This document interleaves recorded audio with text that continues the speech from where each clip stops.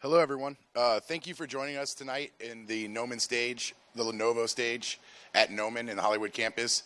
It's my honor to be the host of this Lucifer event. This event is special because we have 4 instructors on campus talking about the work that they've done. Couple of things, we're back on Twitch, so hello to everybody out there who's watching online. We will be archiving this event on YouTube, so check that out in a couple days if you want to rewatch anything or recap any of the content that you see today. Today's event is sponsored by Lenovo. We thank them for the computers and the equipment and the opportunity to bring these events to you guys for free. And it's also the equipment that our students are all using here on campus. Also, special thanks to Wacom for donating the use of the Cintiqs and the Intuos Pros to bring this event as well. So we appreciate the sponsorship and partnerships that we have with both of those companies. If you guys need to leave the stage, please be quiet and try to keep the ruckus down. And we have staff members outside that can help direct you to the restrooms or anything else that you need. With that being said, I want to introduce our speakers.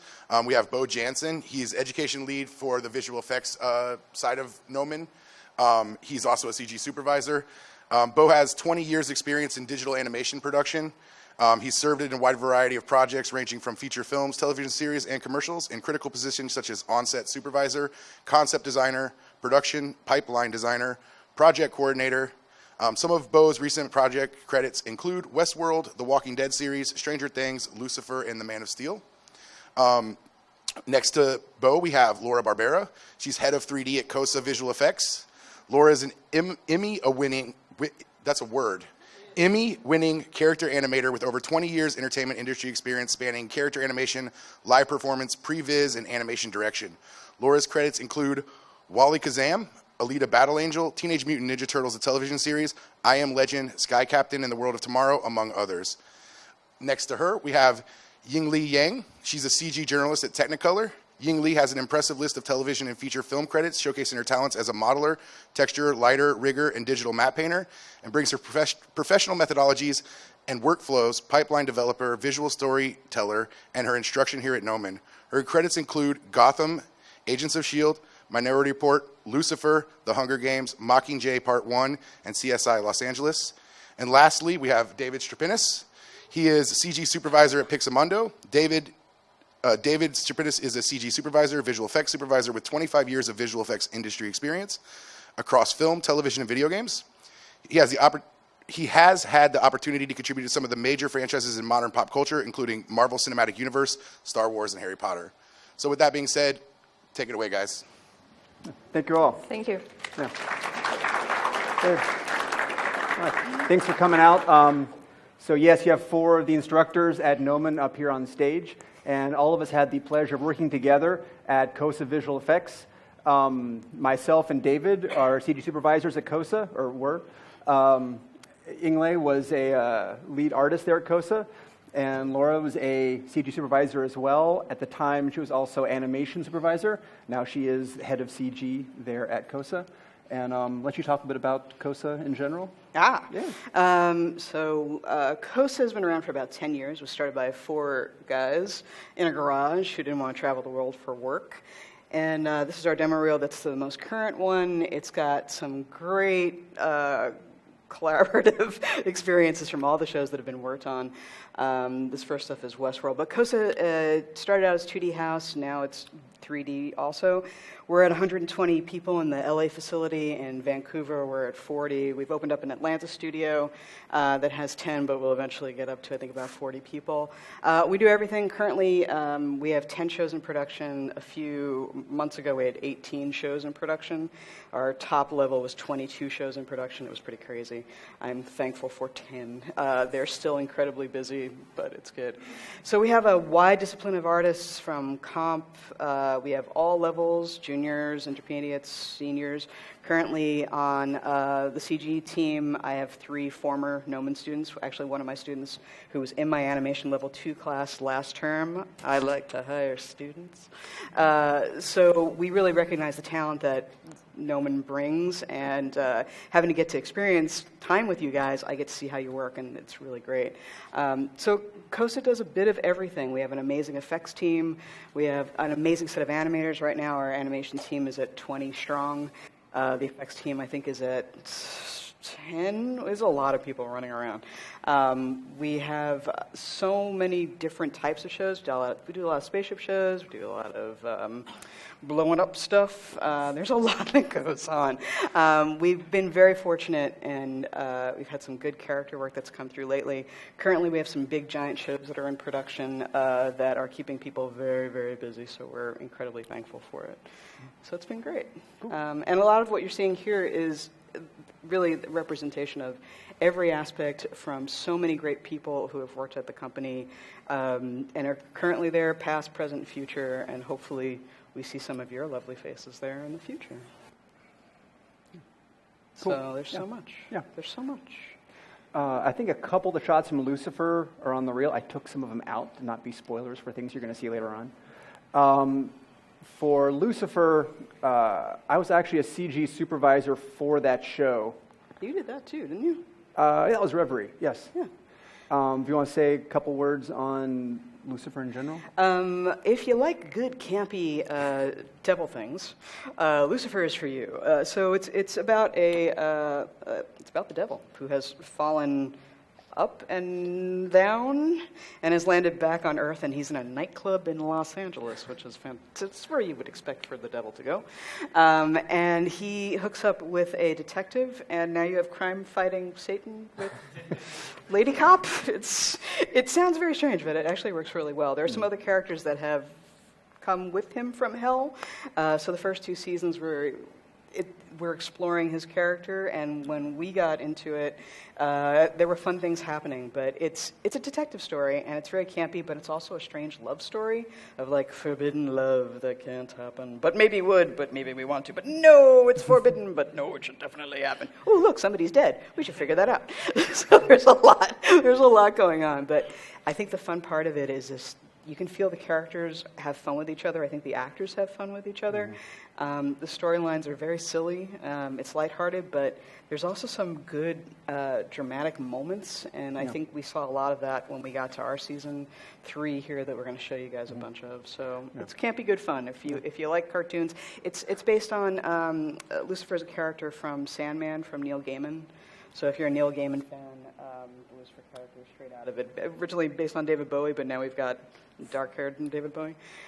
So it's fun. If you like it, if you like cartoons, you like Satan, you like weird love stories, and you like cop dramas. There's a lot.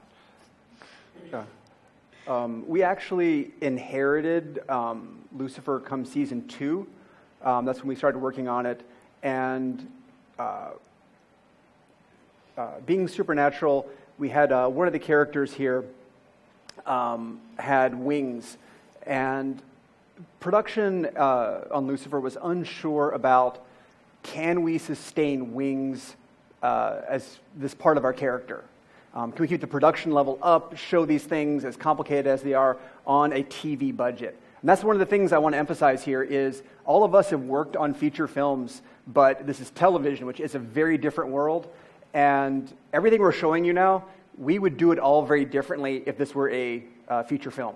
Yeah, it would not be the same. If you think about episodic TV, it's about a third of the schedule and a third of the budget of a film. Well, it depends on the episodic. And it depends. Yeah. It definitely like, does. like It definitely does. We do Game of Thrones, the dragons from Game of Thrones, and so we have months and months and months to do that. But we also do Orville, and so we'll have days and days and days to do that.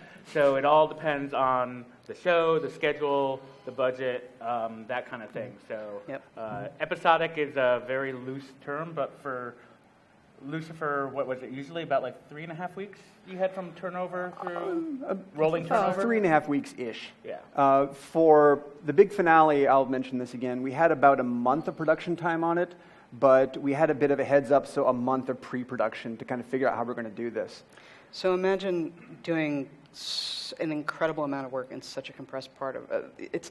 It's a testament that anybody can get anything that looks as good as it does through a pipeline ever. So it's really quite impressive. It's hard to explain the pain. I enjoy the pace of television work. I like having to kind of think on your feet, and it's always something fresh all the time. It's great in a feature film to sit on something and tweak it and make it beautiful and polished. There's something about the fast pace of it. And I also like working with the same production crew, because then you build up a sort of faith with them. They know, you know what they want, you know their aesthetic, and what's going to make them happy, and they also trust you. When we get into things later on, you can see how we were definitely telling their story, but they were listening to us on the best way to enable them to tell their story. And speaking of the stories, that was one of the things with the wings. They were looking to cut the wings from the show. So to backtrack just a hot second, should have mentioned, so Lucifer's the devil, but he's an angel, so he's got these big, beautiful wings, which you wouldn't necessarily expect in it's so elemental to the show that they use it as a surprise. So the first time that they're seeing it, it's a big deal. Yeah. So he has one, so our friend Lucifer, our main character, has one. The first wings we did were supposed to be the last wings of the show. They're actually writing them out of the show. It's like, all right, we had them, but we don't think we can sustain the level of production and make these wings work. So one of the characters, Amenadiel, played by D.B. Woodside, they wrote it so he was losing his wings. And this was this was the first sequence we did of he's losing his wings, and it's this dramatic moment where what used to be these beautiful black resplendent wings are now all molted and falling off. By the way, this happens all the time in TV where a character has an effect or is a CG character and it's too expensive, so they kill the character. Or possibly sometimes it's because the actor is not a very nice person, so they kill the character. But it's a common thing that for budgetary reasons, not because of narrative reasons, someone's written or some aspect of a show is written out. Yeah. But they like these wings. Like, that's pretty good. We think maybe we could do some wings. So they brought in a second character. This was another angelic character, Uriel, Michael Imperioli, and he had these sort of beautiful, pewter, kind of gray wings. And it's like, okay, let's see if we can make Uriel have some wings. And they said, this is pretty good. We think you guys can pull off wings. So guess what? The wings are back. We're going to bring back the wings. So careful what you wish for. So essentially, the the end of season 2, Lucifer, when he comes down to Earth, in an act of defiance, he cuts off his wings. And so he is wingless. Super painful. Super painful. Yeah. You can see a sequence. We actually did a sequence where we see them get cut off. And but now they're back. So they're back. Season 2 ends with him. He was sort of left in the desert, knocked unconscious, left in the desert. When he wakes up, his wings are back. And so it was, now we're bringing the wings back. Yeah, he cuts his wings off because he doesn't want to be beholden to his dad. He's just like, no, you can't own me. I deny that I am an angel, devil, or whatever. Daddy issues. A lot of daddy issues. So him cutting off the wings is supposed to be this big thing like, yuck, and then no matter what he does, they keep coming back. So in working with the wings, because now the wings are back, when we last left Amenadiel, he didn't have wings. In terms of the setup for him, that was kind of a minimal groom. It wasn't very intense with the feathers because there were only a few feathers kind of stuck in. The interaction of the feathers wasn't a big deal. For Uriel, we did do a procedural groom on those feathers. They were pretty small feathers, only about yay big, and he was covered in them. So that was procedural, but that was also kind of a one-off. He wasn't going to come back. But now we have Lucifer. We knew that this was going to be an ongoing asset that had to sustain throughout the rest of the show and do God knows what. So the setup for the wings had to be pretty robust. It had to have a pretty robust feather groom and rig. Also, his design of his feathers, the whole design of his wings, much more exacting, beautiful, perfect kind of groom with giant feathers. I mean, the ones on the end of his wings are like as big as his leg. They're monstrous. So and he had butt feathers too. Yeah. Yes, he had. We call it the Elvis fringe. Butt feathers. It was like, he had kind of like a little skirt coming out and back of feathers. That's one thing with all these wings. They're definitely not ornithological, anatomical bird wings. They are stylized angel wings. It's more like a tattoo kind of looking wings. So we know we're not working with anatomy, and how they moved, how they acted was definitely very different. So we had a bit to play with. Here's the basic breakdown of the rigs. The rigs were kind of the same. The main place where they deviated was in the feather groom. This is kind of a broken down version.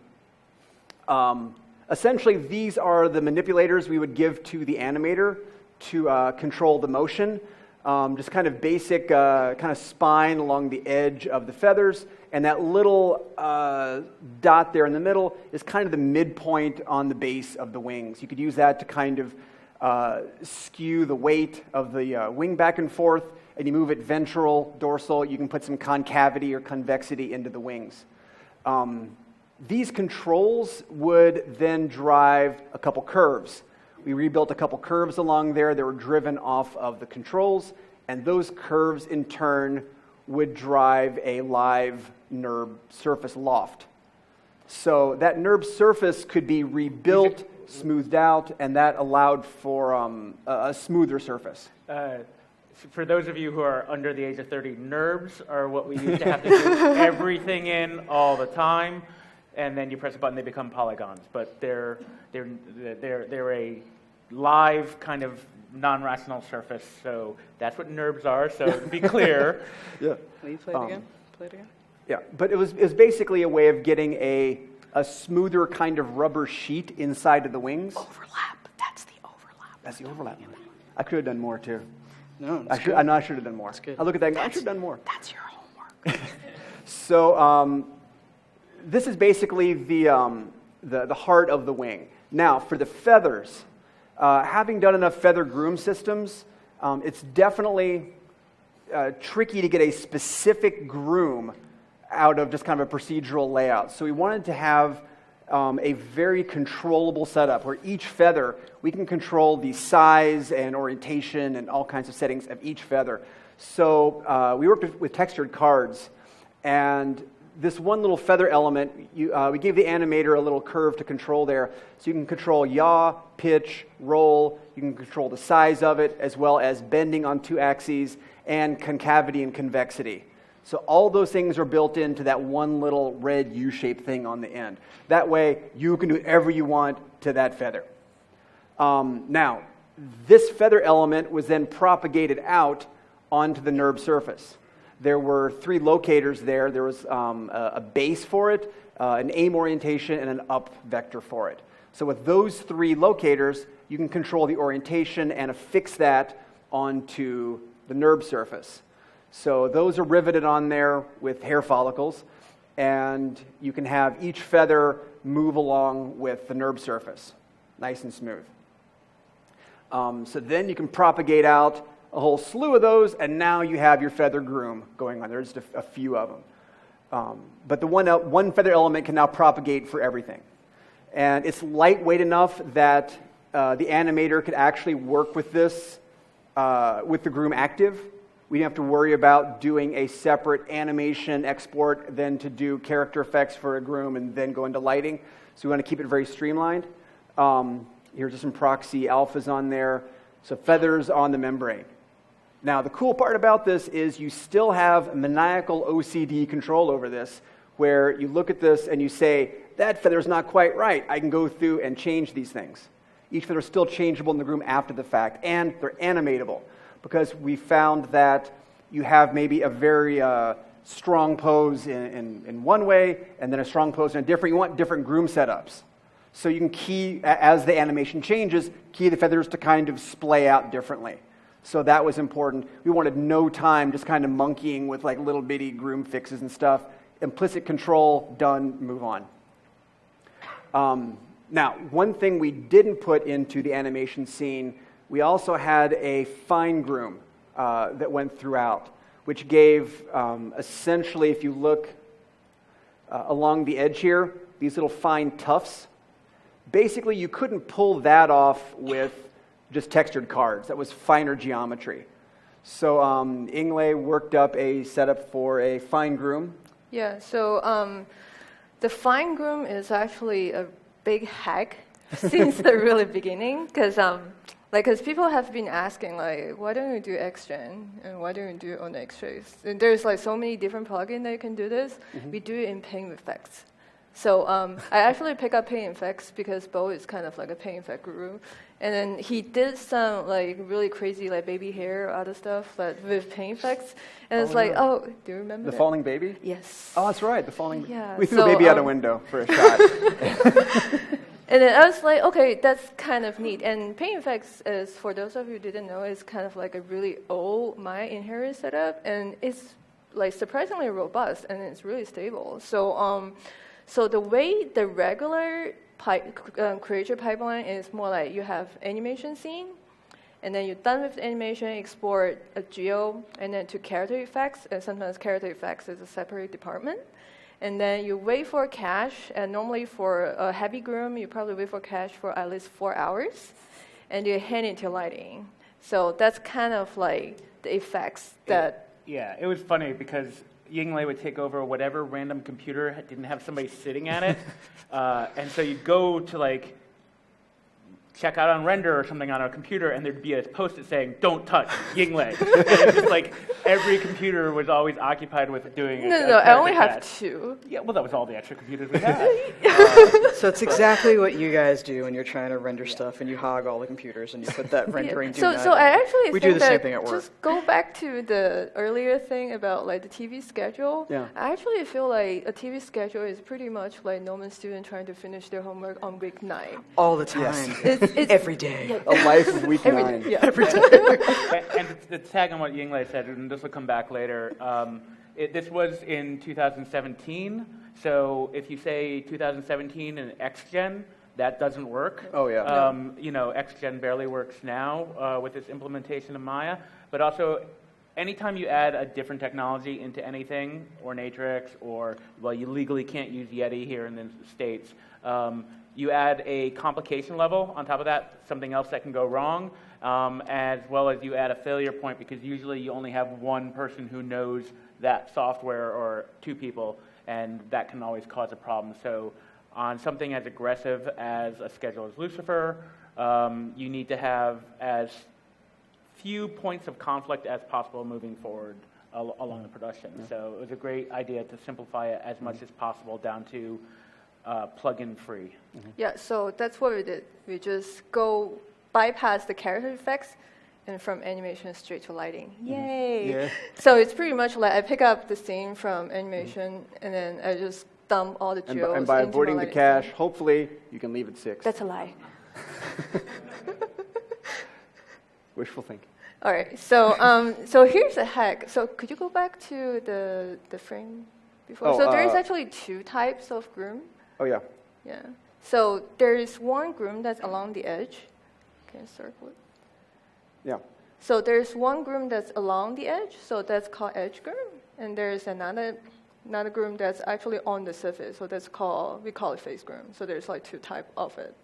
So those are all actually generated from Paint Effects, and we can go back to. So what I did is that I first did a couple edge groom, and then I generate from either XGen or ZBrush. I just like ZBrush 5. I'm so used to that. That groom tool. So I'm kind of just generate all the curves and stick it back in. And then from that, we actually use inherit system. So it's the next one. Mm-hmm.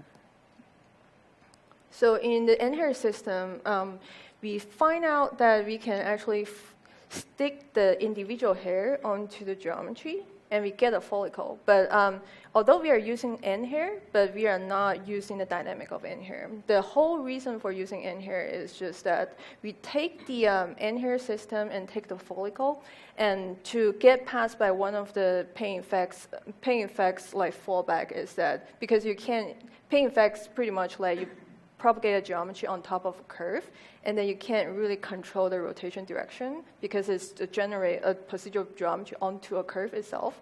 So from the follicle, because as some of you already know that the follicle is a direction, give you the direction information and the position information, and then according to the base mesh UV. So it's kind of like a UV based setup, so you can get the normal information. So that's way that before, when we are without the normal information, the Paint Effect curves, it looks like the geometry is is going this way, and the paint effects just like moving this way. So it doesn't follow along with the animation. But for the paint effects curve, like once we attach it to the follicle, and we can actually make sure that the orientation of the individual curve is go along with it. So that's pretty much how we did edge groom. And then for face groom, it's actually pretty much similar effects. So we, instead of like groom hairs from ZBrush, I actually extract curves from individual feather curves. So this is pretty much like how it looks like. And then we turn that into a paint effects curves. So this is what it looks like actually for individual curves. And then also we attach the follicles. So, by the way, I just want to say, this is very easy to explain after the fact. I remember the process of Yinglei trying to figure all this out, and it was not a linear path from, we have to do this, and here's the solution. There was a lot of kind of figuring out and going back and forth. Yeah, it kind of felt like I forgot all that, so thank you. And now I remember. That's okay. But that's also the thing, though, is this creative use of the tools. Yeah. I mean, the hair systems and paint effects and these things weren't intended to do this, but that's the real power of the software, is that you can adapt it to your own will. Yeah, I do that you can hack into these things. So add to that, I do remember at some point I was testing this, and then I was testing it on a plane or something, and then I was like, ooh, that works. That's super exciting. I was like, yes, and I can do this. And then, okay, so I need to figure out how to propagate the entire thing so we can go forward. So what it happens is that we connect the normal from the follicle straight to the paint effects, and then turn the paint effects into the geometry. So that's the next one. The polys. And then, so what we have been talking so far is actually just one strand. You guys ready for this? Here's the node graph. Here's of the fine actual groom. node graph. So, That's not the hair, by the way. That's just the connections. I remember the time when you said, you messaged me, I found there's an end to the node editor. yes. It doesn't go on, there is in fact an end. There's no. And then, yeah, that photos is actually a couple screenshot that's stitched together. So hard to look at. So, yeah, it's our like super hacky way to do it, but it's really we're gonna show that later. But it's actually, unfortunately, it's a little bit slow, but it's actually super stable. Like, to my surprise, it's actually super stable. And for those of you who do like not quite familiar with the production workflow, is that we can, if we are able to do this like in one step in lighting scene, and we don't need any like manpower to like trying to figure out a plugin to work on the farm, and that's like a whole different story. So we pretty much bypass all those, which is pretty amazing. Yeah. I mean, the fine groom stayed active in the lighting scene. Yeah. So the main feather groom was active in the rig, and the fine groom was active in the lighting scene. So there wasn't an intermediate, character effects stage. Yep. So we'll talk about feather textures. So here's all the feather textures that go into the feather cards that you guys just saw before. So there's actually total 16 of them, and I'm pretty lazy. So as you, like whoever in my class, I emphasize that I'm trying to avoid problem as much as I can. So there's only there's only 16 different variations throughout all the wings I did, I think, right? So it's pretty much just, I took a scan. I pretty much pick up the feathers at craft store, and then took a scan, and then I scan the feathers and put out diffuse, paint alphas, normal, and spec. So that's pretty much what goes to all the feathers that we have done, including the gray wings, and then including all the other wings that we did. So so it's pretty, it's like, and then it's actually, sometimes it's always like, it amazed me like how much stuff I can just get done just with like this simple texture, and the rest of the look depth are pretty much done in no graph. So and then there's 3 different types of feathers. The first type is soft. So soft feather is kind of like the whole top part of the feathers. There's a little bit softer, and then the hero feathers are just a big hard feathers. You can see those on birds. And then key feathers is another hack. So do you want to talk about that? Key feathers? In terms of the... In terms of the alpha. So the reason for the key feathers that we have is because all the key feathers, they're as long as a leg. Yes. So, and then the main brain that we have at that time, we figure out that if you want to get that silhouette, the base mesh actually can't get all the way down. Yes. So, so we have to actually hack the alpha. So all the key feathers, they are actually the same as hero feathers, but just with the roots that slightly blends in. So we don't see the roots and don't see the heart line in our feather cards. Yeah, because these aren't biological bird wings. I mean, if you look at these and think, wait, where is that feather attaching to? There's no meat on the bird there. So again, we had to kind of take some liberties with how these things worked, and filling gaps because there's not part of a bird there. Yeah, and then also throughout the entire process, I pretty much for those 16 different variations, we have a small script to just randomize the UV on it. So it's nothing too complicated at this point. And then we can go to the next one. And then the general pipeline is pretty much this is in animation scene. So in the animation scene, we took out all the feathers that Beau generated from his rig and merge it and collapse it into one geometry, and then push it back and cache it out as an Olympic file. So that's the export. And in the in the import, we did the exact same opposite. So we read in the mesh and then do a poly separate. So we end up with I forgot the numbers. It's 50 something or different individual feather cards.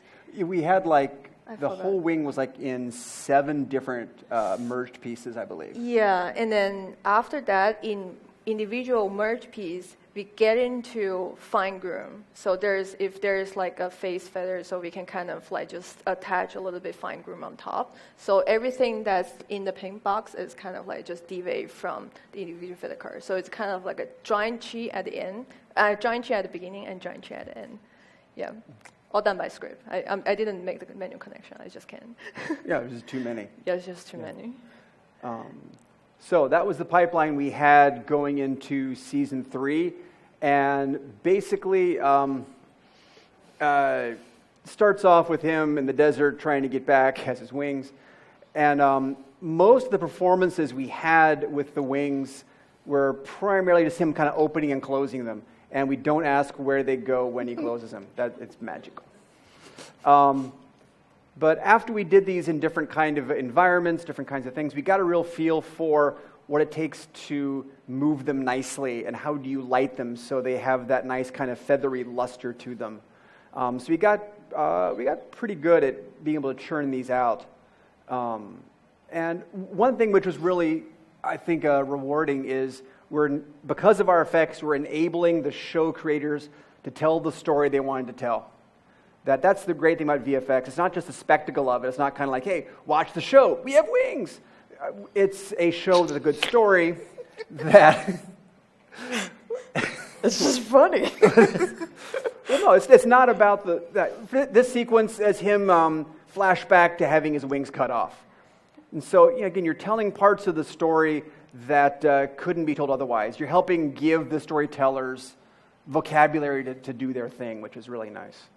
And I also want to add to the point that, because I've seen those sequences, just having a flashback, is that although I'm the only lighter to put on these, but I have really fortunate to work on a lot of different compositors. And look dev is actually a collaborative process between the look dev and CG lighting artist and the compositor. So we kind of we come up. You can see that individual wings, they look a little bit different. So it's kind of we come up with different look and then kind of just trying to figure out what works the best for the exact shot. So it's actually, although it's based on the same thing, it's actually different and depends on who gets the shot. Yeah, and slight preamble, there's a danger to doing something like this and making it look really good and giving the writers ideas. Yes. Yes. That will come back. It's always good, your bit of advice, underplay your skills. It's like you make things look good, then you got to make them always look good. Here's some advice. Never admit you know how to do roto. That kind of thing. If you can do something low level, because then you got to do roto. Be careful what you can do well. So then we hit episode 311.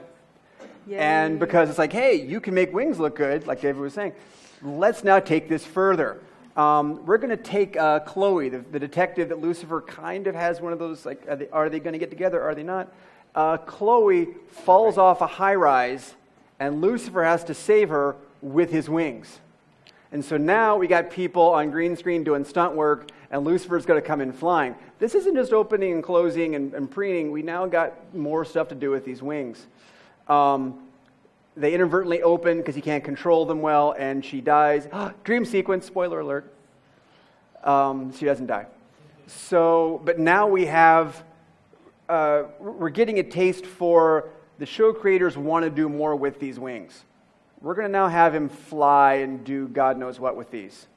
So, God knows what. God knows what. So we have to kind of up our game a little bit with this. So a couple lessons we got from 311 doing that sequence.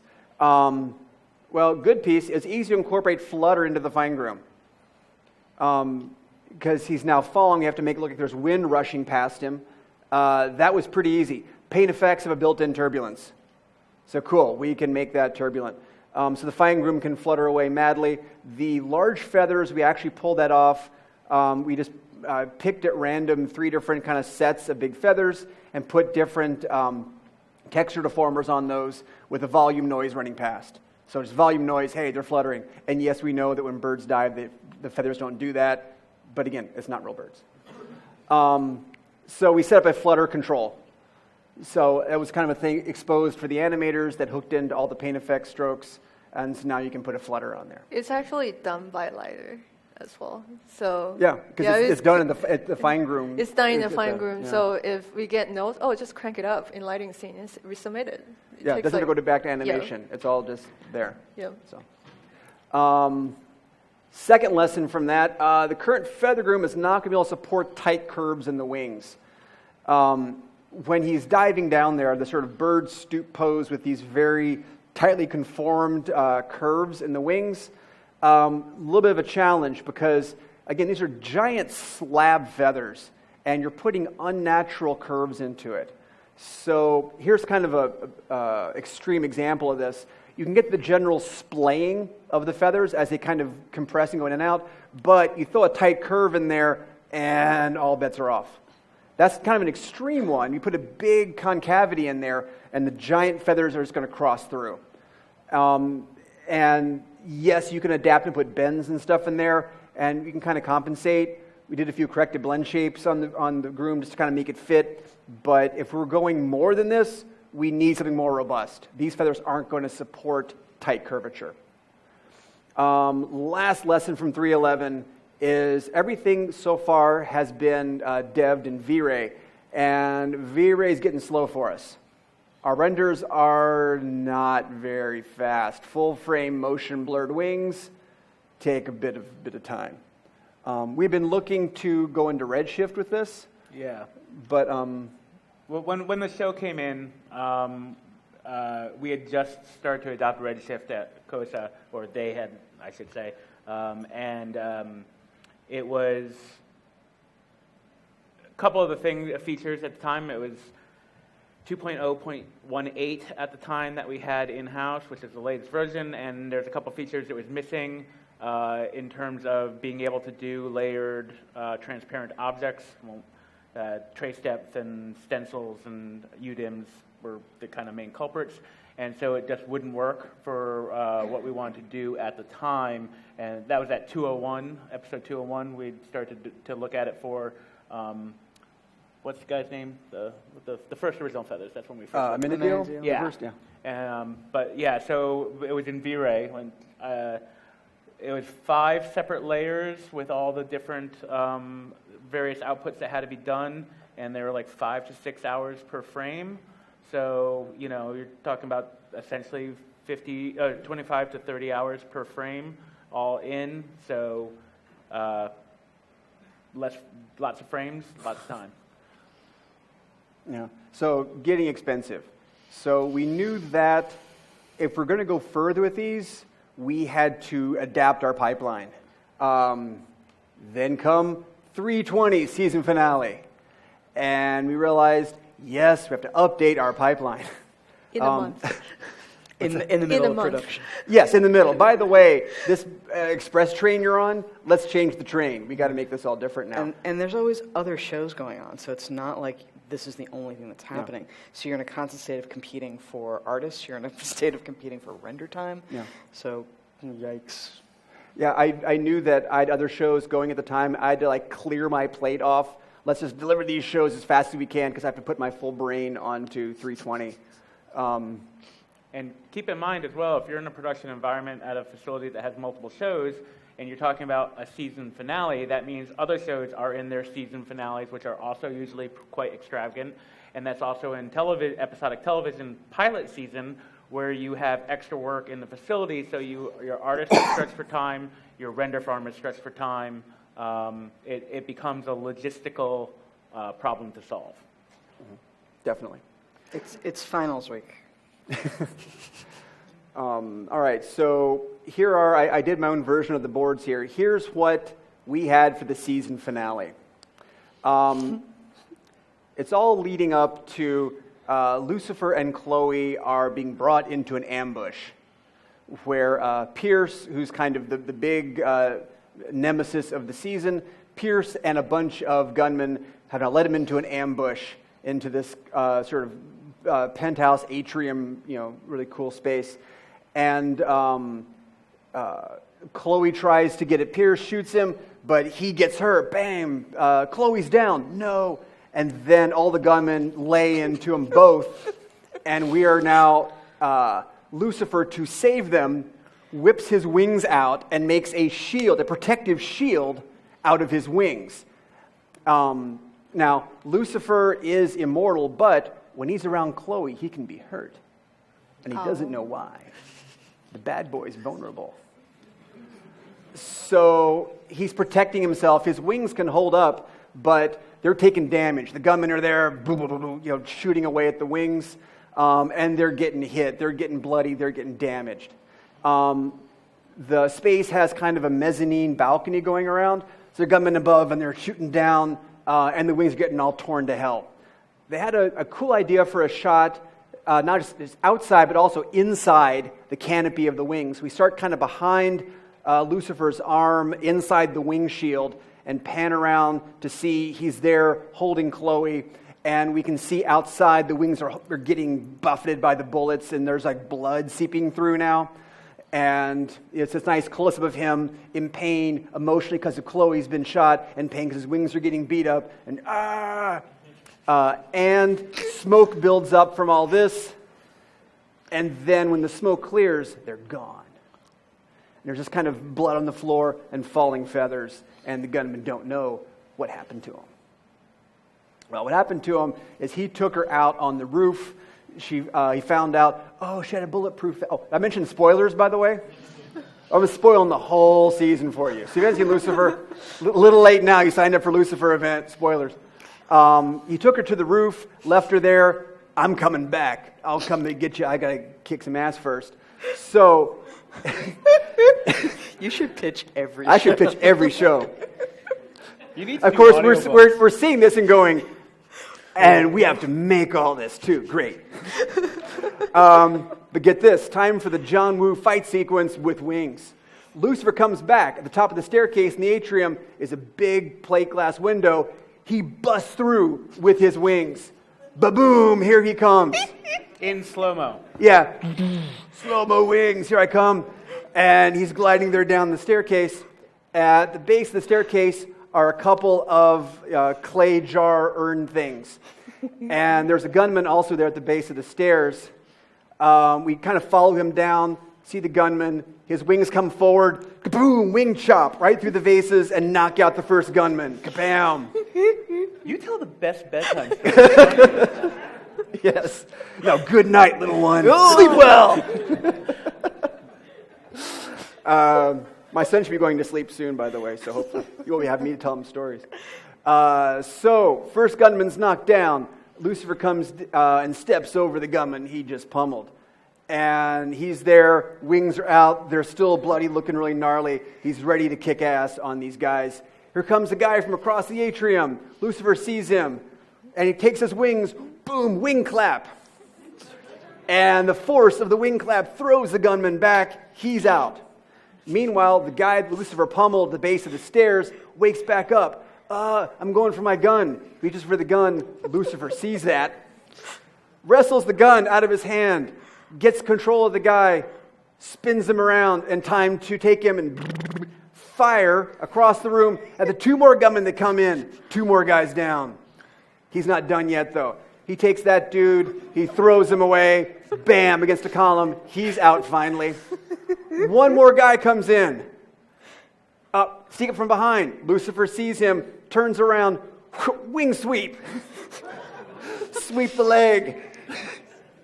So the guy's knocked down, but he gets up. Oh God, why am I fighting a guy with wings? This is crazy. He runs off, and time to reveal, here comes Pierce. Time for the boss fight. So now we face up with Pierce. Lucifer is going to tuck his wings back in because our budget is gone. Because he's not going to fight Pierce with his wings out. No, he is So that's what we had to pull off. And When it we're was like, hey, wings that were never intended to do never that. intended to do this. Never. We were like, falling off a building, that was hard. And I now realize we did it the wrong way. We should have just had you do that. And then the show wouldn't have been canceled. There you go, yeah. Basically, no production, me and boards, that's all you need. You'd watch that, right? I would. I'd watch it. Actually, I want to ask, what's your first reaction when you see the board, like for the first time? No. I remember your face. There was a little bit of pee. Beau came back from the Sat production next to meeting. him. Sat next to him. Beau came back from the production meeting. He walked in, and it literally looked like someone had just told him everyone he ever knew and loved had been told they had a terminal disease. He just looked like someone strangled his childhood pet in front of him. Just as And this was toned down. But in justification, they did talk with us about it. Production did say, what can we do, what can we not do? There were a few things that we did say, let's not try that. For instance, after they get shot, the smoke builds up and he disappears. Originally, what they were going to do, they found this really cool, it's a loft kind of apartment downtown. There was a big skylight. Originally, Lucifer was going to grab Chloe and go boom, blasting up out the skylight to escape. But they figured, it's cheaper if we have a lot of dust and then he's gone.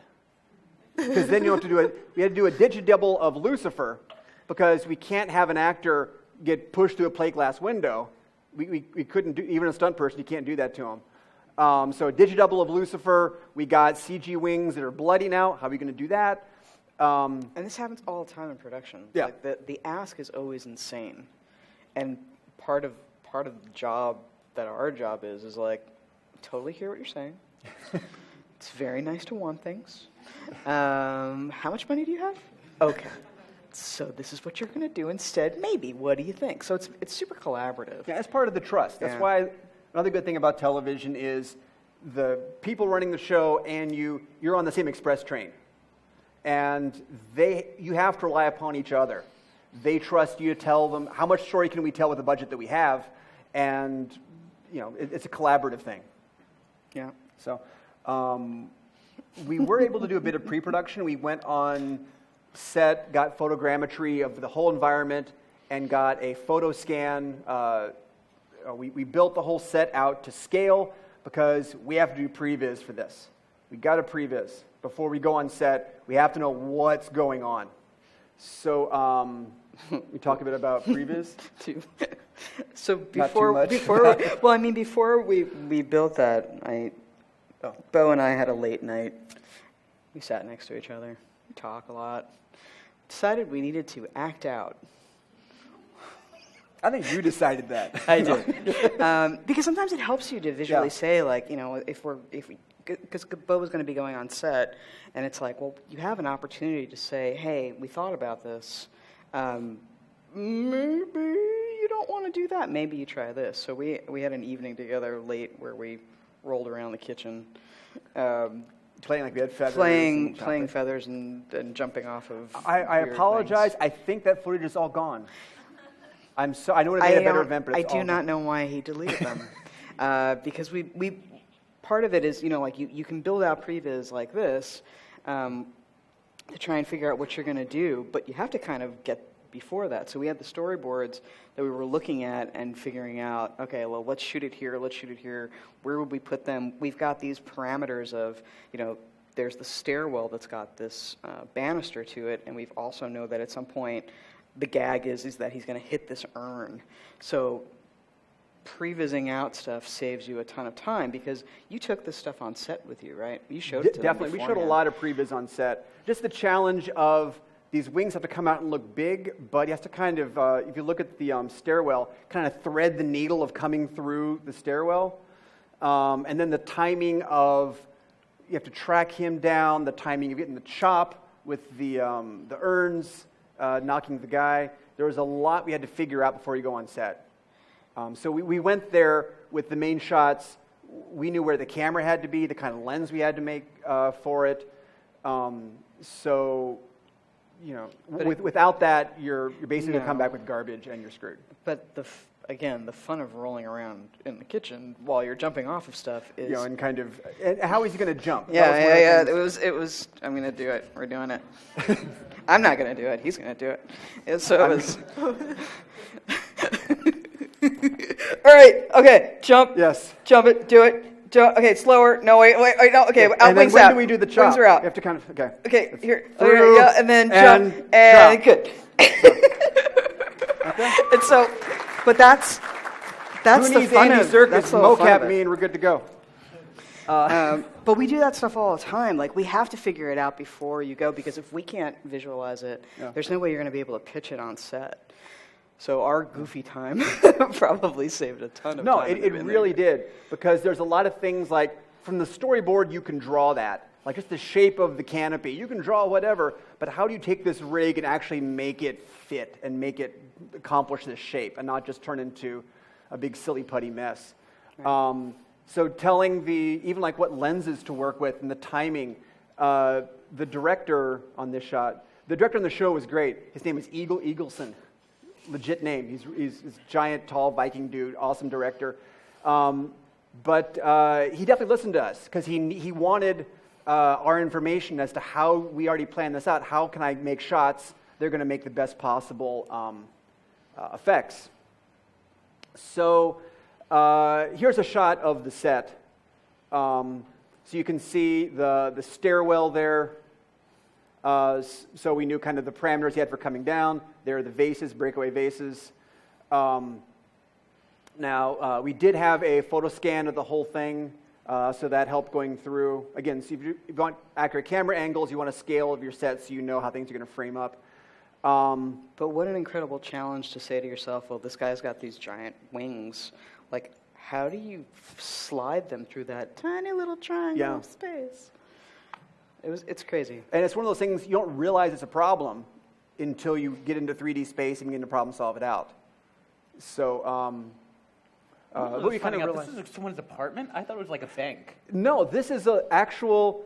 The tenants in the whole area basically were kind of given a lot of money and left for 2 days of the shoot, 1 day of set prep. The people did use live round blanks, and it was loud in there. And so I'm sure the residents were very happy they were not around because we were shooting things. We had air cannons going off. We were destructive to that place.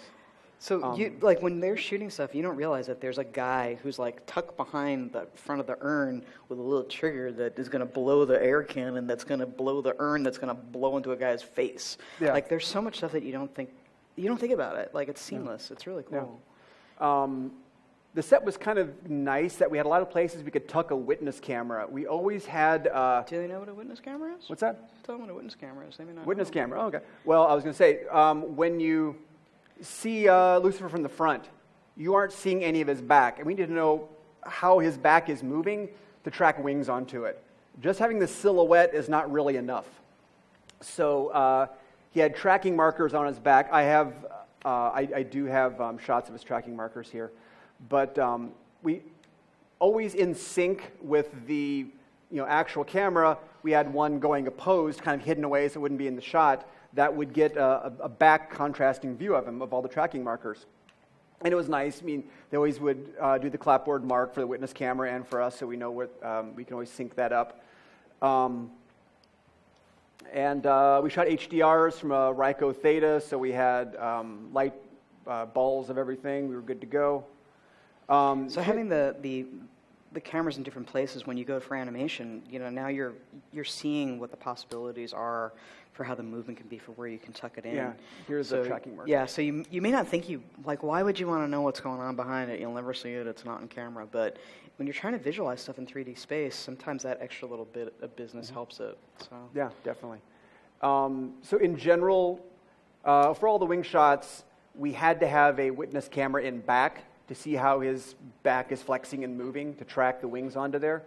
One of the things that we tried to always do is hide the juncture of the wing with his back.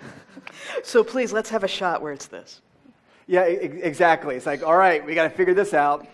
Because there's the question, do the wings leave holes in his jacket? Would they come back in? Where do they go? So we realized with this shot, all right, I guess we figure out what the wings look like when they touch the body. There's not much around that. So we got a little creative with the animation. I think we made sure. Yeah, we made some follow through of the wing to kind of hit them. Yeah. One of the problems, though, we had on set is this jacket, this suit jacket, this beautiful Italian black suit jacket. And whatever the fabric was, the green tape X's kept falling off. They would not stick to that fabric. So you stick it on, it falls right off. I could have put this on like a greasy pan, I might as well, because it kept falling off. And it's like, we have to have the track markers. This is stupid. I mean, he'll do it, we'll get them all on, he'll do the shot and leave a trail of green X's behind him. And so I was asking the costumers, could we get like a needle and thread, like stitch those on? And they just like, this is a however many $1,000 Italian suit fresh out of the bag from Italy. We can't just sew tracking markers onto it. And I don't know. Okay, staples, I don't know. What are you going to do? But so we had to deal with the fact our markers are always falling off of this suit. And you can't just swap out the jacket for another one because by this point, I think Raul was already building the digidouble. Oh, yeah. For Lucifer. So there's photographs taken of him in that suit that we're matching to already. So you can't really change it on the day to make it more convenient because it's not going to match. No, and they don't care that this is his however many $1,000 Italian suit fresh out of the bag from Italy. Green tape markers, who cares? Good luck. We can't change his suit.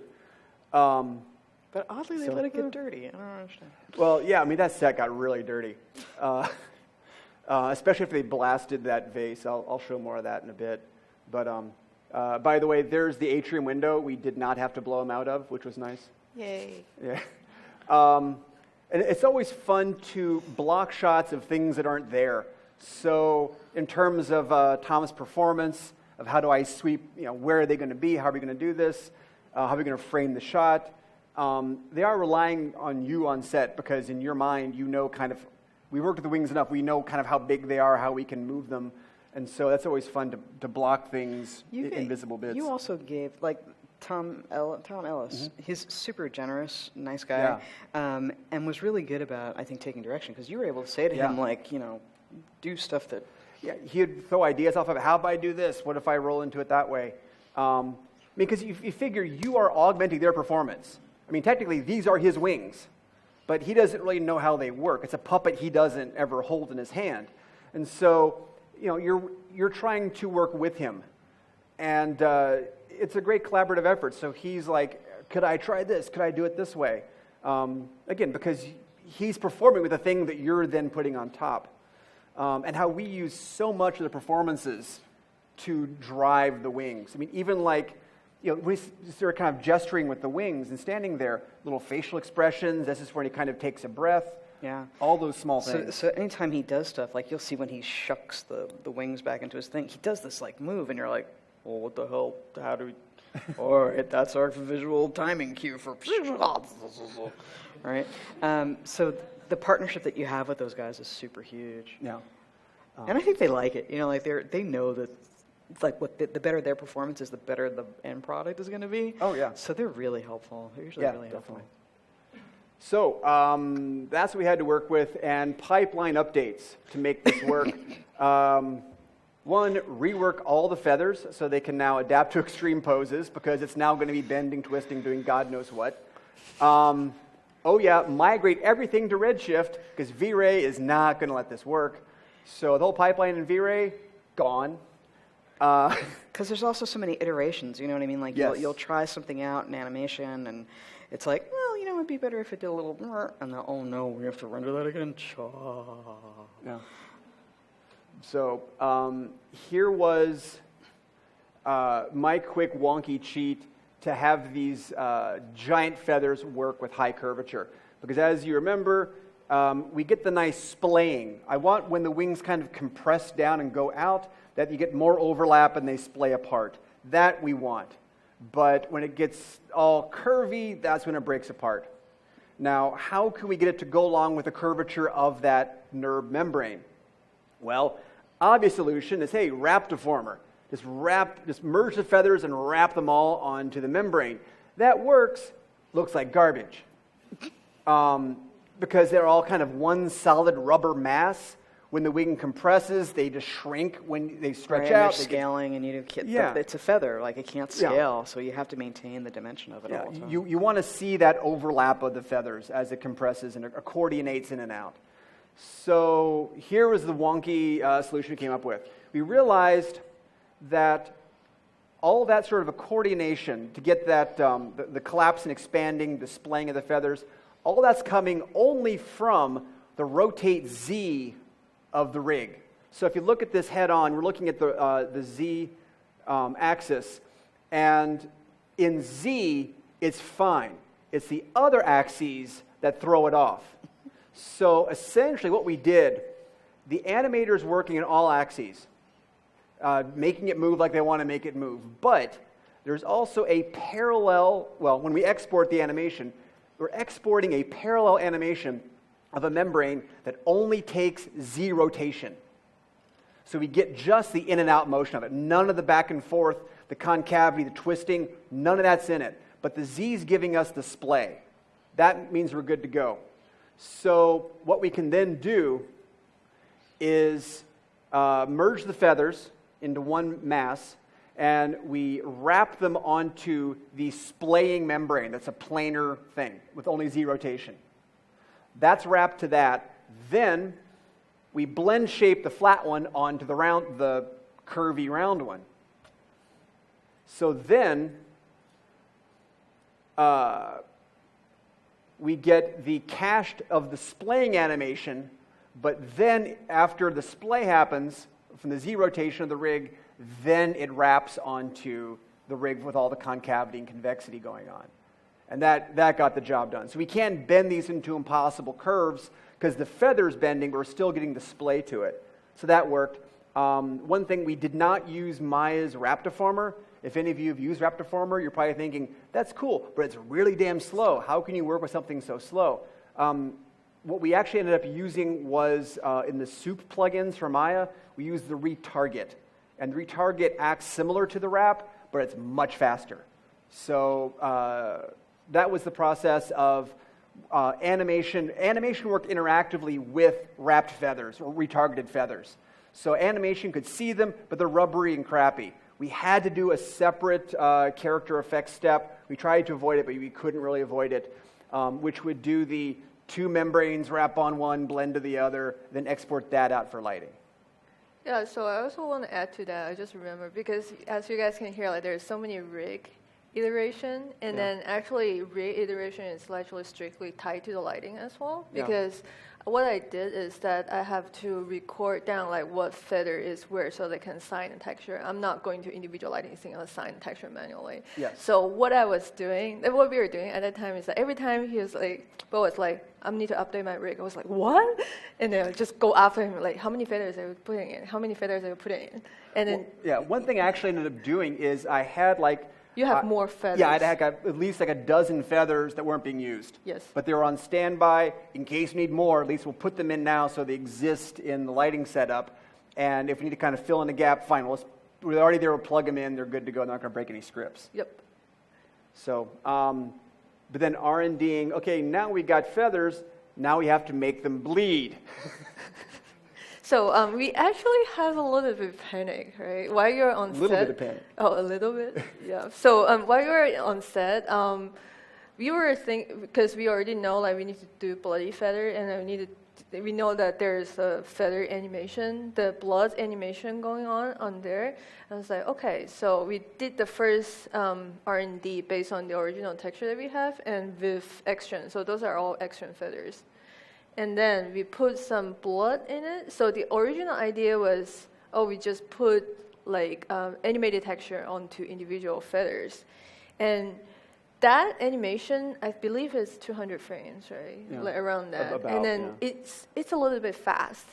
And then we end up and we start like calculating. So we need like a slow-mo animation. So that would be at least 1,000 frames. And we have, how many feathers are we having? And then we also need to, blood on feathers is coming from like a specific spot, like the gun hole. So what we need to also correlate is that some of the feathers are thin from the low end and some of the feathers are thin from the high end. So it's actually, when we start doing that R&D, and at some point we were like freaking out, it's like, there's no way we can put animation texture on top of this. So that action feather looks And then okay. key them in conjunction. Yes. We want the blood, once it hits this feather, it's going to bleed off, and this one begins bleeding. So you're now orchestrating animated sequences on how many feathers to make how many different... Yeah, we're not going to do that. Television, guys. Yeah. This is television. And We then had also having to account for client notes going, oh, that's bleeding too fast. I don't want them shot there. I want them shot Yeah. there. And and then art directing seepage of blood Yeah. on feathers. So we burn like about a week or 2 weeks onto this, right? Like R&D. Yeah, it's nice, but that's fully unusable. We know we can't do that. Yep. But we had to make them bleed. And so the thinking was, all right, so what can we do where we get the motion in there, but it's not from a moving sequence? We figured, okay, how about this? Let's put a separate utility pass on the feathers. That's kind of a spotted kind of ramp. So we set up essentially a utility that was a blood ramp. And what we could do on that ramp is color correct it, like gamma it up. So the threshold of the edge of where the sort of white spot, if the white spot is going to be where the blood is, we can gamma that up so it goes from a tight white spot to a spread out thing. So kind of color correct a ramp. That's how we can get motion on this for cheap and not do it with animated textures. Yep. So, And this is all in V-Ray still. yeah. That's in studio Yeah, weird. yeah. So essentially, different channels made different kind of definitions. We use like the red for kind of, in this ramp, that was like a broad gradient, the green was a tighter, and the blue was an even tighter blood definition. So the idea that, okay, like here's the green channel, just kind of gamma that up. All right, it's spreading. Great. So we can use that as a utility to then help drive the blood and make it seem like it's pooling out and not do as an animated sequence. Then you want to make it go faster, slower, change your color correction on it, and you're good to go. Yep. And you also put together, didn't you put these together, didn't you, David? Didn't you make these? No, I did this. this was put together by Yinglei and Okay. Rex Previousski, who's here. Rex, yay, Rex. So then we had another separate ramp of different blood density, kind of the high density, medium density, low density. Again, giving more fruitful tools where you can kind of add the bleeding and comp. So we get the blood patterns, but then you can kind of pool things out off of these mats. That was the idea. So now we had an idea of how we're going to make the blood change on this. Now the task of let's figure out how we're going to be putting however many bloody feather textures on these cards. And that was fun. David, You're like so underestimated. I'm so what? You're so underestimating. It's just a nightmare. Yeah, but you can't go into it and just run around and screaming like you're on fire. you have to know that, all right, Yes, you can. here we go, we're doing it, because the show airs when, you just have to get it done. And you have to trust that you've got people like these who are going to help you get it done. So, I'm not even trusting myself when I'm doing that. But I trust David, so I'm just going to send my shading network to him. Yeah. Do you want to talk about the Redshift conversion? Yeah, so again, this is like the situation where all hands on deck. And what I had been working on, my main show was a half-season show, so it was wrapped up, and I was helping out where I could on other shows. And I kind of saw, Beau was very method on Walking Dead, because that's how he was walking around. And Yinglei was the same. And I kept on walking up to, is there anything I can help with? And Beau's like, no, we got it handled, we're good. I'm like, okay, like that. And there's all these little side meetings going on, trying to figure out how it's going to get rendered and how we're going to get it done. And I just kind of walked up to Beau one day, and we sat down. I was like, Beau, I have nothing to do this afternoon. Let me grab the setup and see about moving it over to Redshift. And we were at 2.6.23 or 1.8 at that time. He's just showing off that he remembered the numbers. Yeah. So Yinglei walked me through her setup, and I was like, okay, cool. And I think the next slide is the V-Ray setup, right? yep. No, it's a Redshift. That's a Redshift. Is that already the Redshift Yeah, one? we don't have That's the, we don't Okay. have the- So the way the V-Ray setup worked is it used V-Ray actually has one cool feature where you can put kind of metadata in the file name, so you can have like a token, and then it will take a attribute off of the geometry as a string and feed it into the texture name and pull a particular texture up. That didn't exist in Redshift. And I had a couple other challenges, which I was like, oh, I might have bitten off more than I can chew, which is you can't change anything. We had all these passes that were set up in V-Ray that compositing wanted a very, very specific way. There was one feature of V-Ray, which is called light selects, which didn't exist. It actually did exist in Redshift at the time, but we couldn't update the entire facility to that version. And all the artists were familiar with how they had to light these things in V-Ray, and you couldn't change any of that. So it had to be the same setup, just completely different technology and completely seamless to everybody. Which sounds like a huge, why would you ever do that? And the reason why is 5 layers at 5 to 6 hours a frame versus 5 layers at 11 to 12 minutes a frame. So kind of when I showed Beau that, and he couldn't really tell the difference between the V-Ray render and the Redshift render, he was like, okay, yeah, this is going to work. And I could have actually simplified it down. I'm sorry to tell you this now, but I didn't want to change it to all, like, I could have collapsed all the layers into one pass, but I didn't want to overly complicate or change things on people too much. So what we did is we created this network here.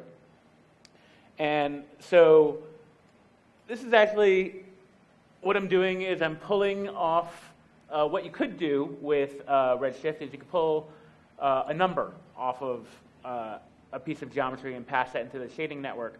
So what I did is we had basically a feather number and a feather type. So you had the hero, you had the soft, and you had the long, what are they called, right? Keys.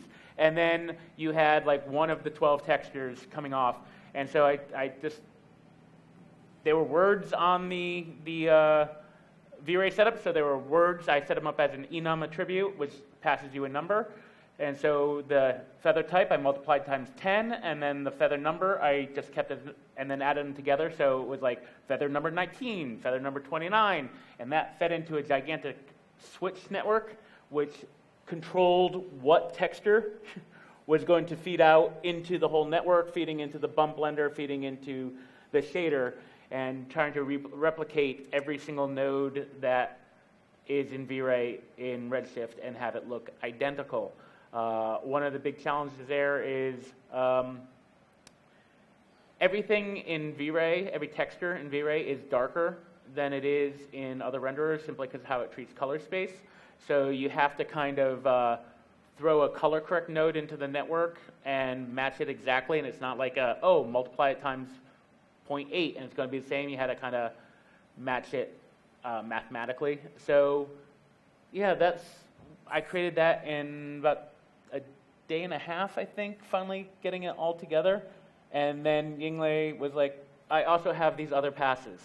And I'm like, cool. Yeah, it was a lot of back and forths, wandering up and down those stairs. I know. And occasionally Yinglei would come in and give me a hug, which is nice, because it was like the end was in sight and we were going to get it done. I think the other thing I really like what David is doing is that he is actually putting the per feather attribute into the channel box, because before it was like buried really low down, so pretty much just me knowing like where the things are. But the fact that David was pushing it out into channel box, so like everyone knows where things are. Yeah. So. And then the discussions also began with Alex Gittler, who is the comp soup on the project, to kind of go, okay, this is what we were giving you out of V-Ray, and here's the apples to apples in Redshift, and going like, okay, well, that's not working the way I want it to, and having to go back, and again, that kind of to and fro between comp and look dev, and trying to keep, it's kind of like when Twinkies changes the recipe, but no one can know they changed the recipe. It's that kind of same kind of process. Yeah.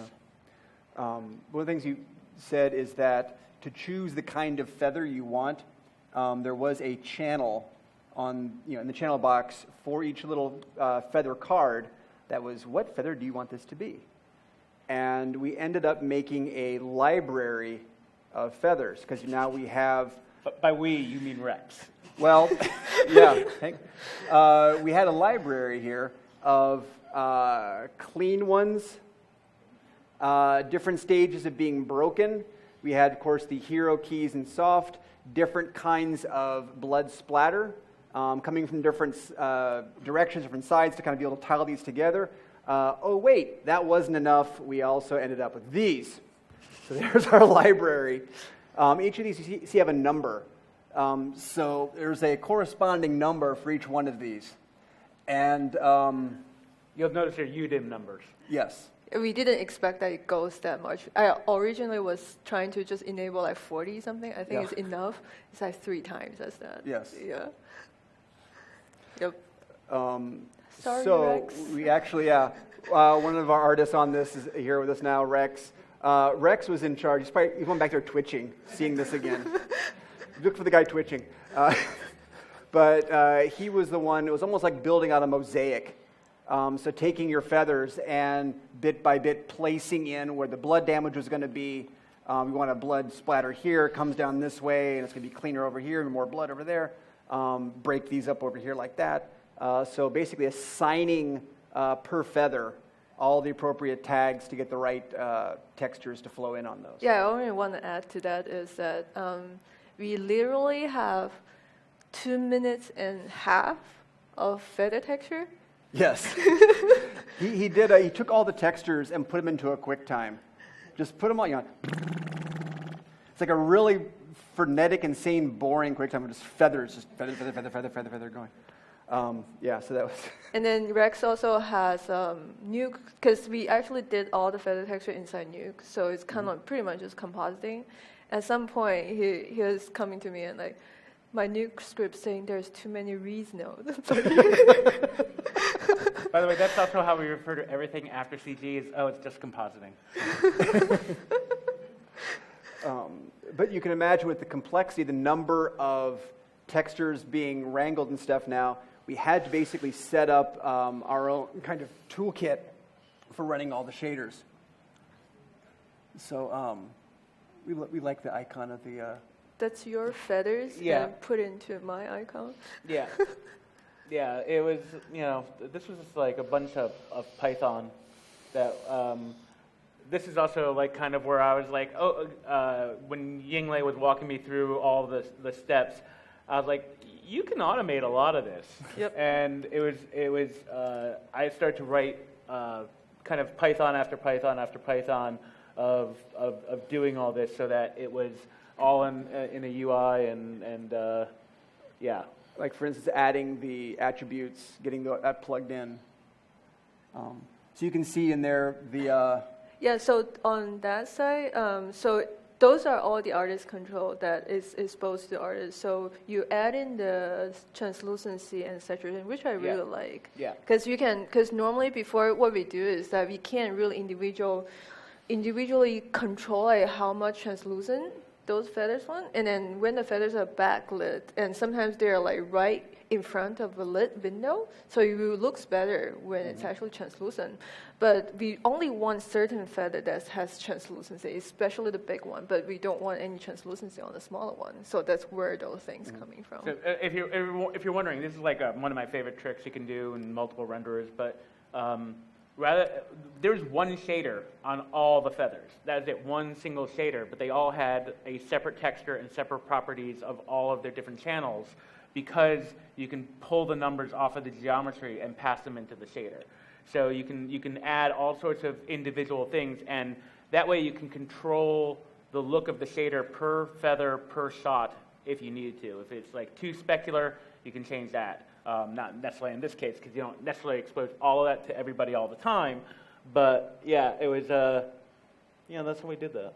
Yeah, and then So also that saturation multiplier is what I'm talking about, where you're changing the color. blood. Yeah. So and also on the right side, so those are actually the same attribute, but some of the attribute is not exposed to the artist. So we kind of just like those additional attribute.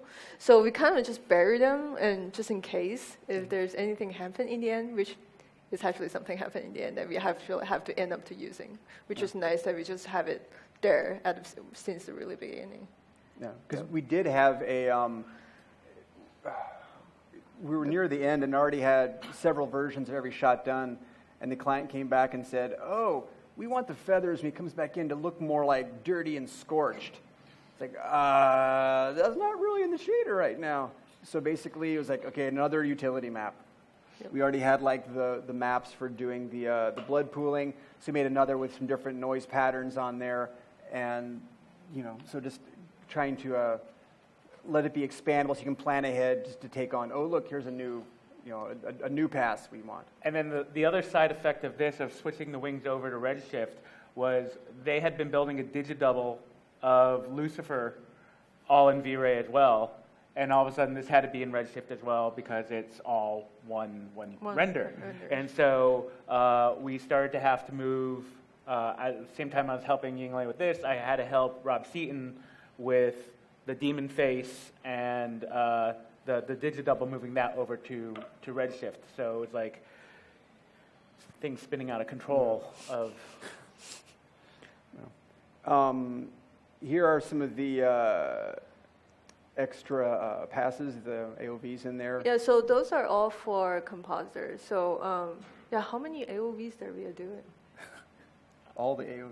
Yeah. All the AOVs. I think there's like 41 puzzle mats or something like that altogether, so that you could pull out any individual feather in comp that they wanted.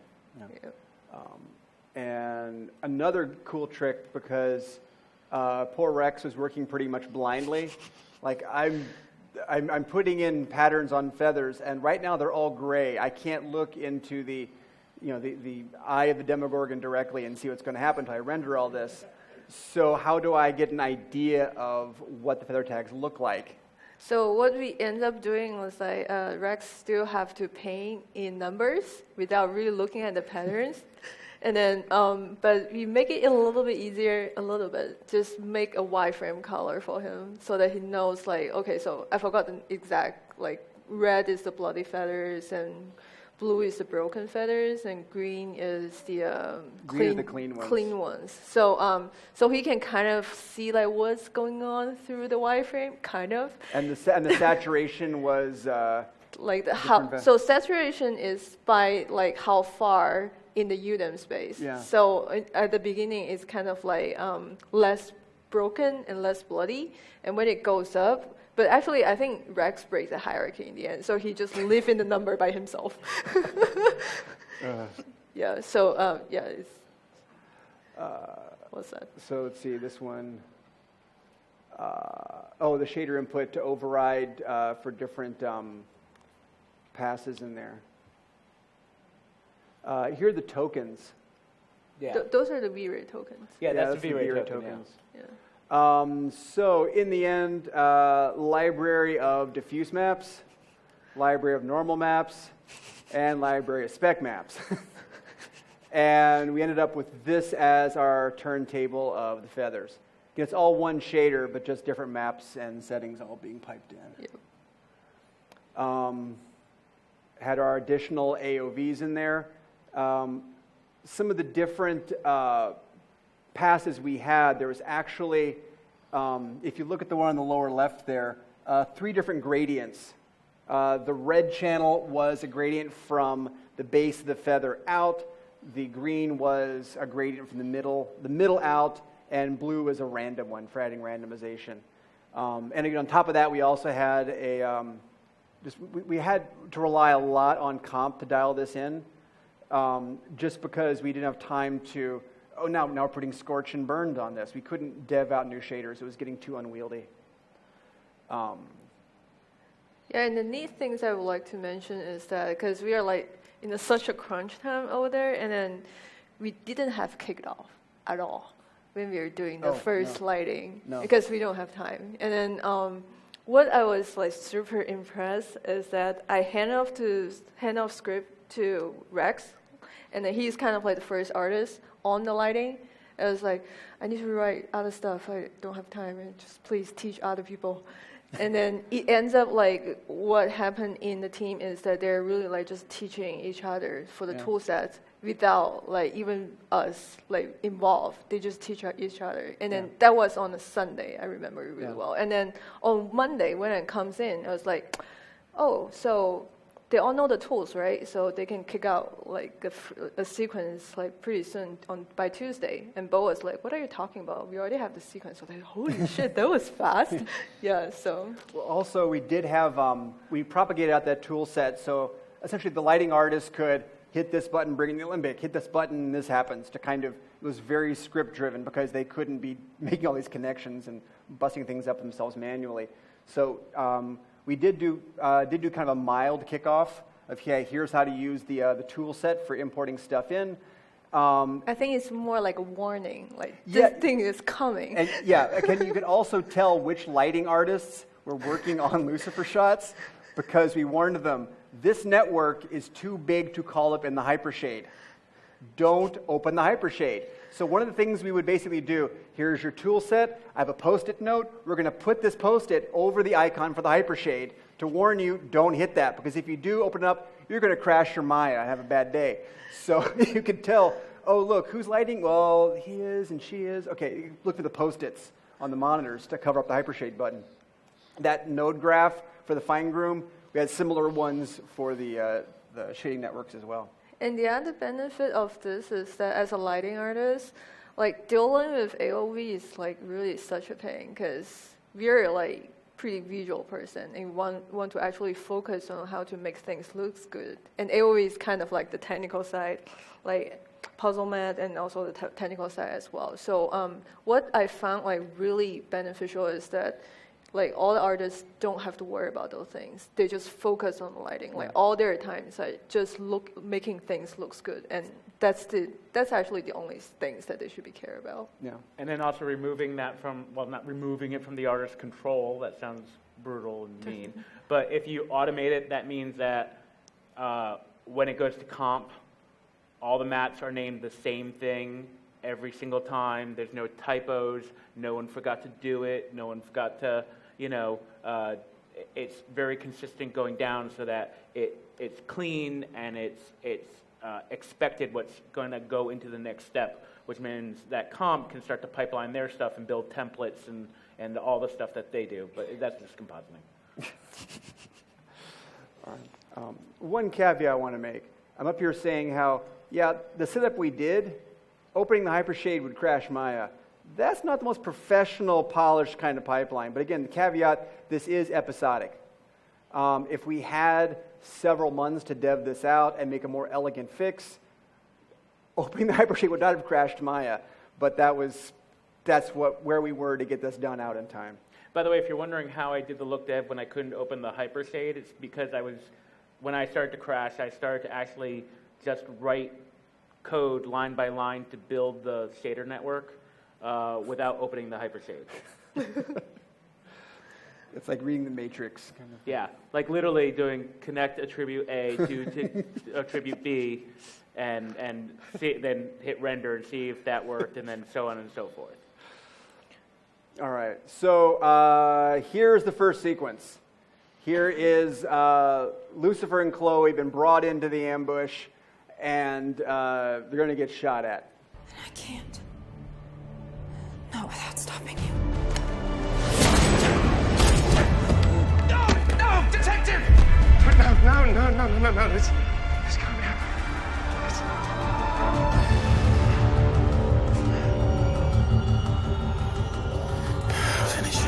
Finish it!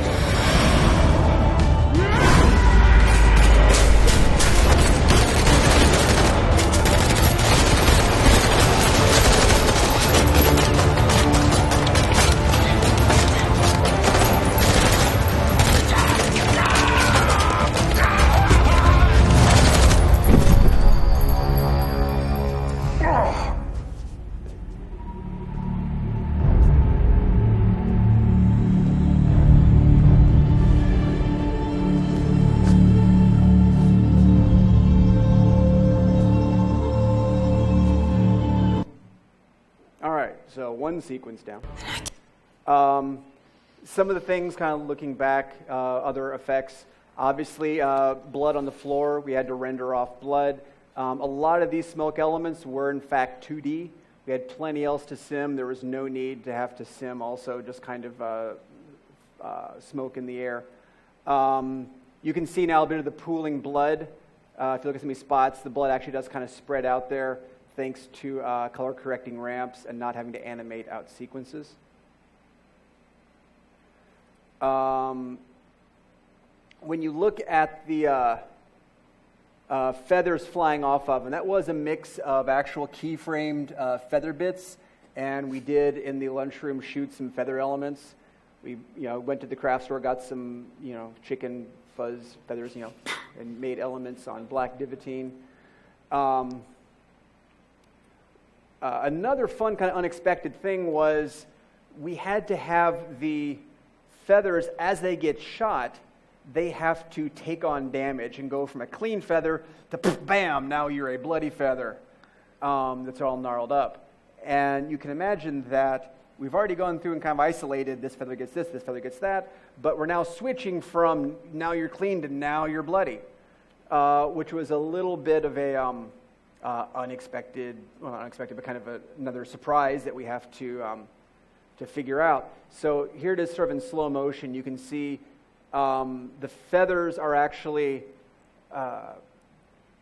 we basically had the cache of the feathers kind of reacting solid, and then one of our animators, we kind of made a process where they would go through, draw some joints on the cache, skin a feather, and just kind of pull up joints to get gnarled up, bendy feathers.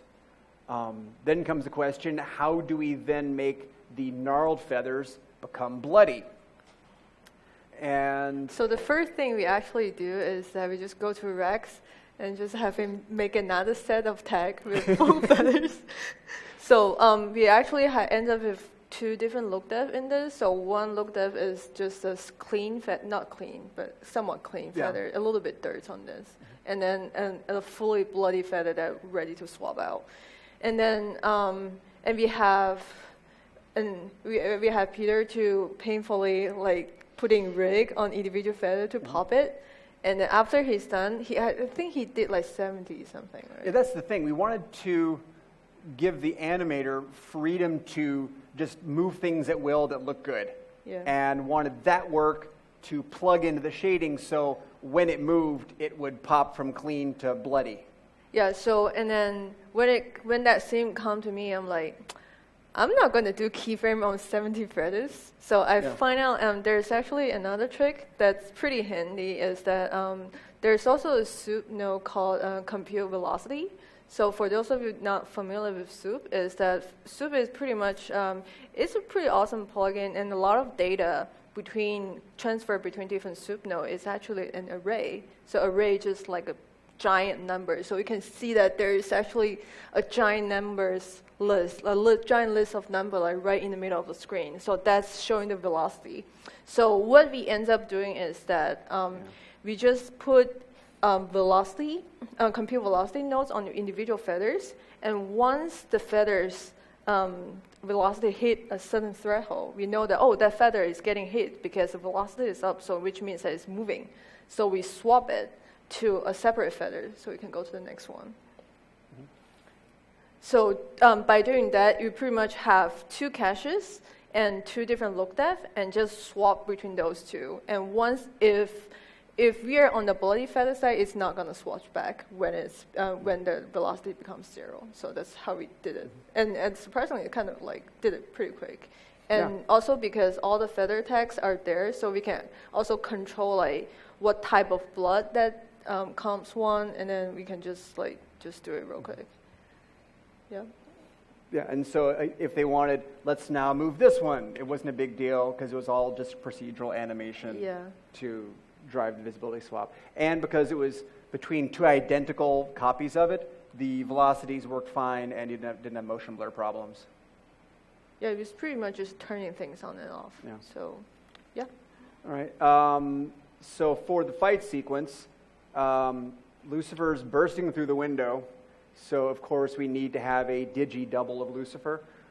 We got a full photo scan of Tom Ellis, the actor, in costume. So we had a general sort of shape for him, retopoed it in ZBrush, had to give him X-Gen hair and X-Gen stubble. For his clothing, we did give it a little bit of end cloth there to kind of kiss in to get some dynamic motion in the cloth. It wasn't a full cloth sim, but to get the wrinkles and the sides of his jacket to flop around, there was an end cloth element in there as well. So deving out digital Lucifer.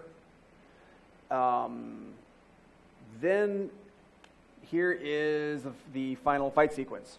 So Chloe has been left up on the helipad, top of the building. So now that Chloe's away from Lucifer, he now cannot be harmed, and he's going down to kick ass for the gunman that shot at them. So here you go.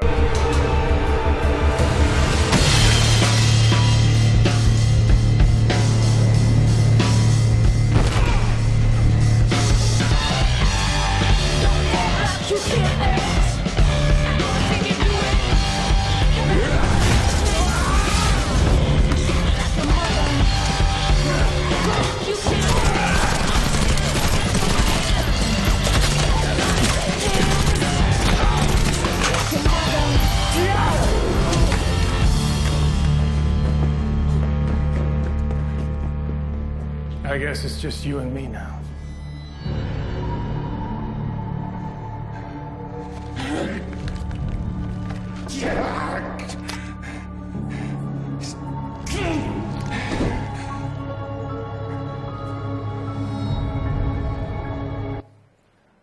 All right. It's so much work. I know. So much work. It's just, and it's like it goes by so fast. I've been doing this for, like, say, 25, however many years, and it always surprises me, like, wow, and that shot, that's now gone. That was like a lot of time on that. Yeah, like that was, not even a minute, and that was months and months of many people's lives being not fun. And it's sometimes depressing. But no, I mean, that's the thing, realizing how much is involved in these things. We did, for the window crash, it was a Houdini-based sim. The amount of layers in there, I mean, of all the rigid bodies and the glass and plaster and specks of stuff, volumetrics, we just put in just a ton.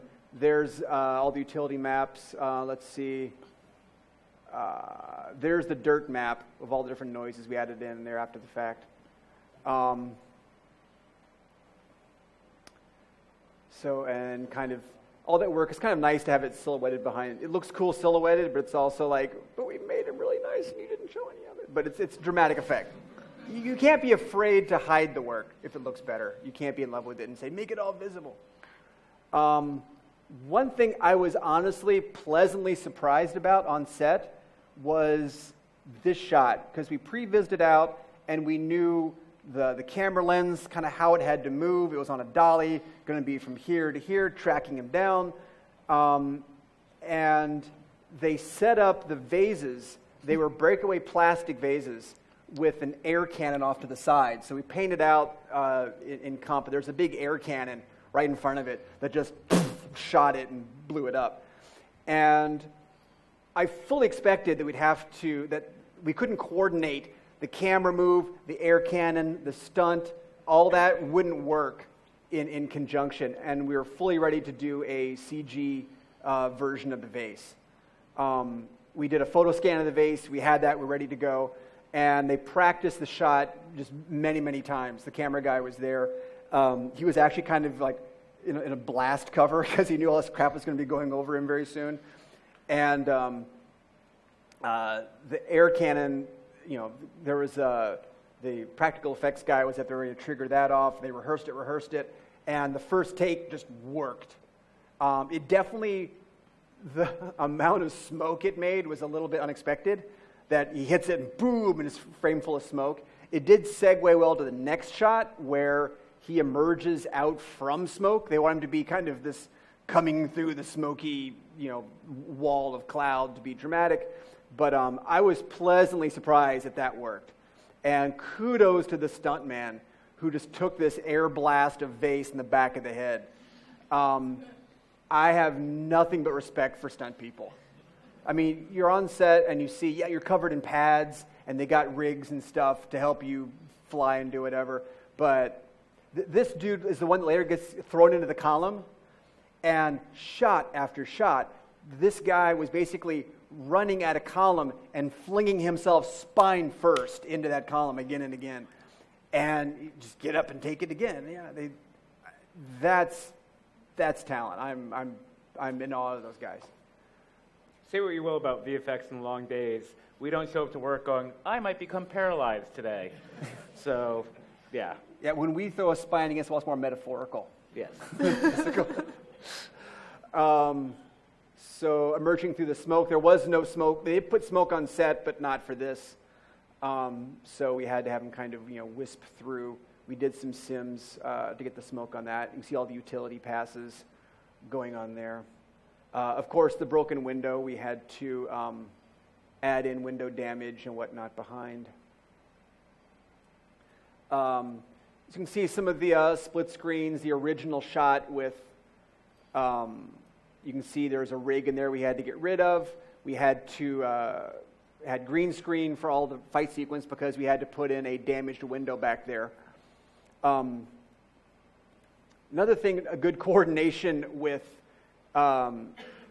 you're coordinating stunt work, you're coordinating practical on-set effects, as well as our VFX needs. There was, up above in that mezzanine, they had an even bigger air cannon than the one that blew the vase out, aiming down at the ground just in front of Lucifer. So when he was pantomiming the wing clap, they would just blast this insane amount of air. They would just, and again, this stunt guy's getting pulled back and getting plaster and feathers and this garbage shot into his face. So again, another tight coordination of all those various needs in one, of effects needs, stunt needs, practical on-set effects needs. Poor Tom, after the air cannon goes off, he does this big, whah! And after they hit cut, his hair's like just smashed out in this big kind of blur of gel and insanity. So his hair is miraculous. Yeah, he then comes back and is freshly then back. He's good to go. It's like a wave that goes on top of each other. It's amazing. It was a good X-Gen thing. It was perfect for X-Genning. Amazing. So there's a fight sequence. But wait, there's more. By the way, at the end of season 2, Lucifer got his wings back, but he also lost his devil face. And that was one of his cool things, his powers that he had, was devil face. Right. So when he wanted to intimidate somebody, he would, normally everybody sees him just as him, but when he's like, I'm going to make you tell the truth or scare the crap out of somebody. But he goes full Satan. It's this totally different, terrifying head. And Chloe never sees it. She's never seen it. And he's been really, really careful about never letting her see it. Yeah. So he's told her, oh, by the way, I am the devil. Yeah. And she's, oh no, it's a metaphor. You don't mean you're not that bad of a guy. Yeah. So she doesn't believe it. Yeah. And of course, she didn't see the wings because she was shot, knocked unconscious, Right. Had her bulletproof vest on, but she never saw the wings. So as of now, she just thinks he's kind of this A little crazy. cool, quirky guy, but no. In many ways, it's a classic French farce. Exactly. So Devil Face. We had done Devil Face in previous episodes, and the thing is, it was kind of a weird target to hit because it was, on one hand, kind of violent and scary when you had these people that he's like, pulling the truth out, or he's torturing them, and I'm the devil, and they freak out when they see Devil Face. So it had to look scary, but it couldn't just be full-on metal, just Devil Face, because he's also revealing his true self through this. And there are a couple times, the first Devil Face we did, Lucifer as a therapist. As you do. Yeah, As of you course. The devil's got to talk to somebody. And he reveals because he's been telling her, because I'm the devil, oh no, it's a metaphor, you don't mean it, and he reveals his devil face to her. And it was this very vulnerable moment. Yeah. It wasn't just, okay, I'm the devil. It had to be this very, like he's kind of coming out as the devil for her. Yeah. And it was very kind of emotional and raw. Yeah, it's the exposing yourself, your true self to somebody is already a big deal. Now exposing this, you are the epitome of evil, and the thing that everybody pegs as the baddest thing in the world, and now you're sitting on a couch telling them I'm having trouble with my girlfriend. What? So he had it in season 2, but when he got his wings back, he didn't want the wings, he wanted Devil Face. But Devil Face was taken away. So all through season 3, there was no Devil Face. And now it's coming back. So because we were bringing it back after it being gone for a season, we were given a little bit of freedom to give a bit of a redesign tweak to it, to really try to take it a bit further than it was before. And we did a few things like emphasize the eyes a bit more, so we can get more detail on the eyes for a more intense performance. And they glow. Yeah, the eyes Fiery glow. He gets kind of maybe like little flames and stuff on him. And also a little bit of a subtractive feel, because you can see this Devil Face is him looking in a mirror. It could maybe have been prosthetic, a good prosthetic, but nothing about this couldn't be done with really good latex and nice paintwork. So It's very we made smooth, like it really it looks like he just has a paint job, so it's conforming to the head. So you still feel like, this could be. So we did just things to paint kind of makeup. take divots out of him and make more gouges. So that's what the move towards it was to chunk them up. So anyway, after the fight, Pierce comes up. It's just you and me now. Pierce and Lucifer fight. Pierce gets a knife in the chest, but it's the knife that can kill him. Because how many times did we stab him in season 3? Lots. It was like half a dozen times. Oh, another Pierce gets a... Stabby. Yeah, it was just stabbing Pierce all season, knife extensions. But this was the knife that could kill him, the Demon Slayer knife. His name is Pierce. Exactly. We were saying, did they name him Pierce? Seriously, we were saying, is that because you're stabbing him all season? It's like either Pierce or Lance. We figured his name would be. Beau loves puns more than anything else. No, Beau doesn't.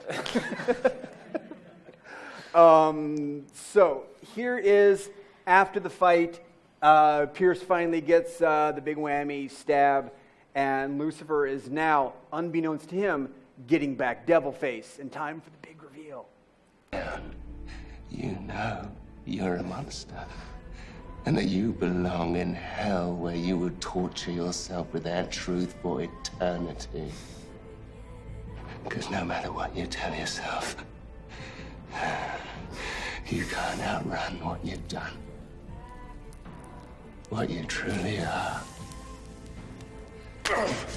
And neither can you.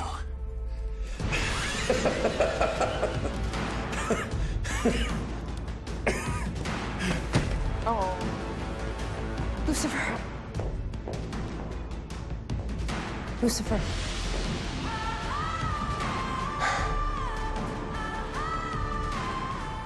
It's all true. Detective? It's all true.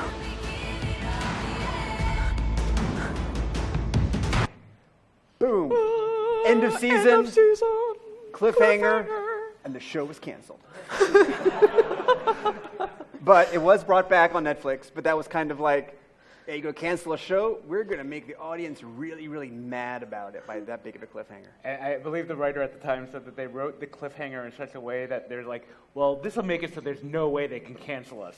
Yes. Yep. But the fans loved the show, and they went out of their way and they brought it back for season 4, which we just finished. The season 4 drops the entire season on Netflix on May 8th. So you can see the next evolution of all this stuff, but this is where it all started. Now that we spoiled all of season 3 for you. Yeah. So here's a little bit of the dev work on the devil face.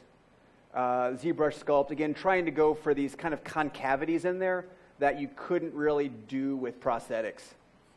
So, again, really kind of scooping bits out while still staying true to the original, so it wasn't too much of a deviation. Right. And still enough of the flavor of the actual actor that you're like, Yeah, that you can still kind of, through that, there's still a little bit of Tom peeking through that. A little bit. A little bit. What's that? A little bit. Oh, yeah, it's not like it's a whole different individual. Now, with all the wing stuff, it's like, oh yeah, now we got to do a CG face and have it emote and give a line. Detective. Yeah, he just says detective. That's kind of his go-to thing. He says it a lot over the show. Yeah. You did a thing with the billboard when he's falling down, when they're looking through the thing, where it was just... Oh yeah, detective. in 311, when he falls out of the building, you could see the Hollywood below, and there was a billboard sign we made, which was basically the shot of Lucifer's hand and Chloe's hand about to touch as she's falling. We put that up as like a movie poster. It was like, was it Detective, My Detective? Yeah. It was like a fake movie. So it's out of focus. You know it's there if you look for it, but it's hard to read. It's out of focus, all bokeh. Detective. Yeah, a little bit more on the eyes, a bit of gouges in there. And now we have to actually hook this up to his face, to his performance. And we're not going to make a whole facial rig for this. That's a little bit excessive. For detective. Yeah, for a detective. I mean, he is, turning his head, his eyes are going. We want to capture all we can, and we're not going to do that off of a facial rig. So what we ended up using was a GeoTracker? GeoTracker. Yeah. GeoTracker out of Nuke, which could supply an FBX. You hook a generic face onto the plate, and it can track it and give you a proximal facial cap of that, which it got the job done. We use that track then as one of several blend-shaped targets to get the final sculpt face to go through the performance, because you couldn't track the sculpt face in GeoTracker. It has like its own built-in, you must use this face.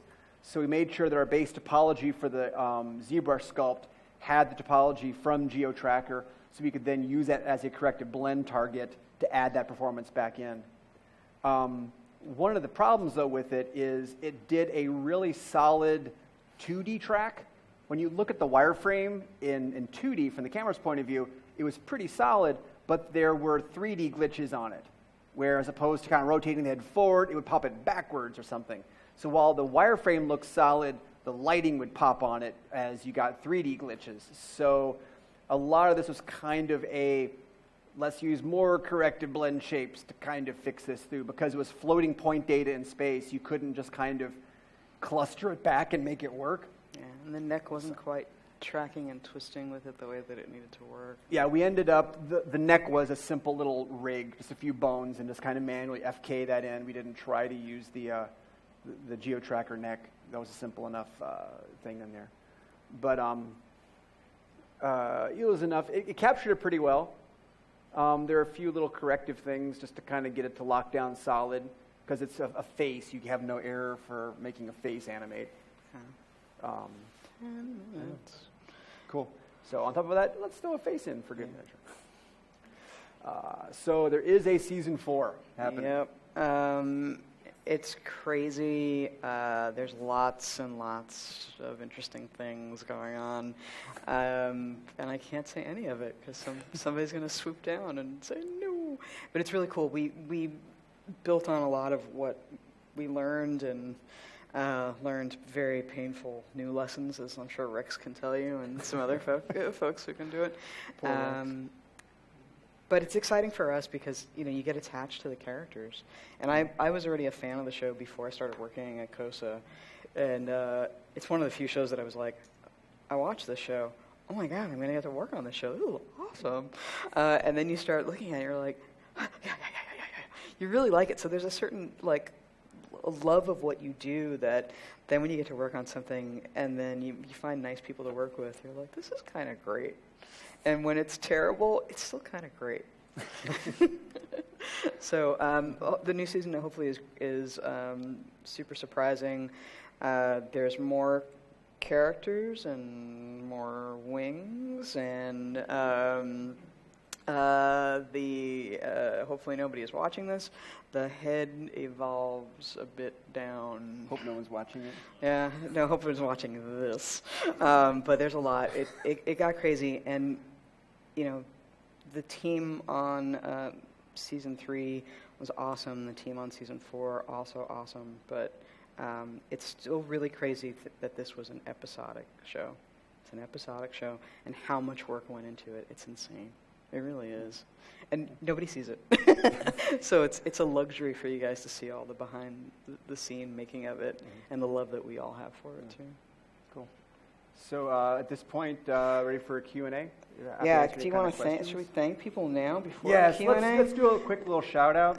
First of all, Rex, stand up, Rex. Yay, Rex.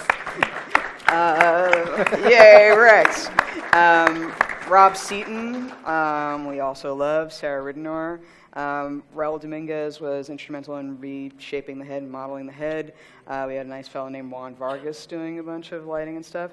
The animators, holy moly, Shek Kamagade, Stephen Gordon, and Jill Fletcher, amazing, amazing artists. Really, most of that animation was done by Shek, we knew that he was our go-to guy for anything. Yeah, basically, we had a wing sequence coming up through season 3. It's like, all right, free up Shek's time. He's got to do wings because he knew how to work it. He knew how to make it come to life.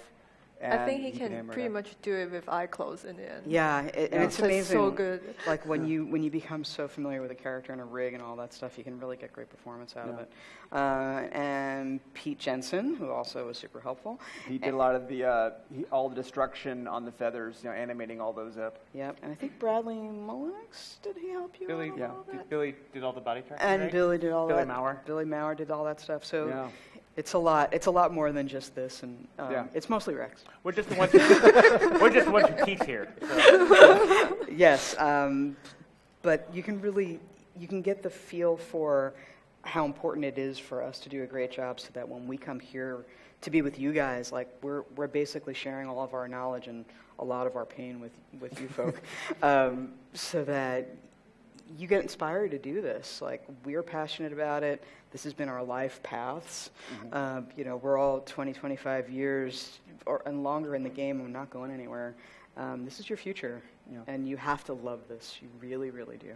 And it is pretty inspiring when you're given something like, and now we want the wings to be bloody, and he comes in, he fights and does all this, and you look at it and go, that's quite a lot at the resources we have. But then to make that happen, when you can make the impossible with such a tight resource to it, that's pretty exciting. It's a very empowering field to get into as an artist, to be able to make the impossible. Yeah. So thanks to all those nice people. Yeah. who helped out. All right, so should we do some Q&A if you guys are up for it? Any questions? No cues? Yep. We have a mic that's coming to you. We got the mic going. We have our, all right, we have the mic cube. I love our mic cube.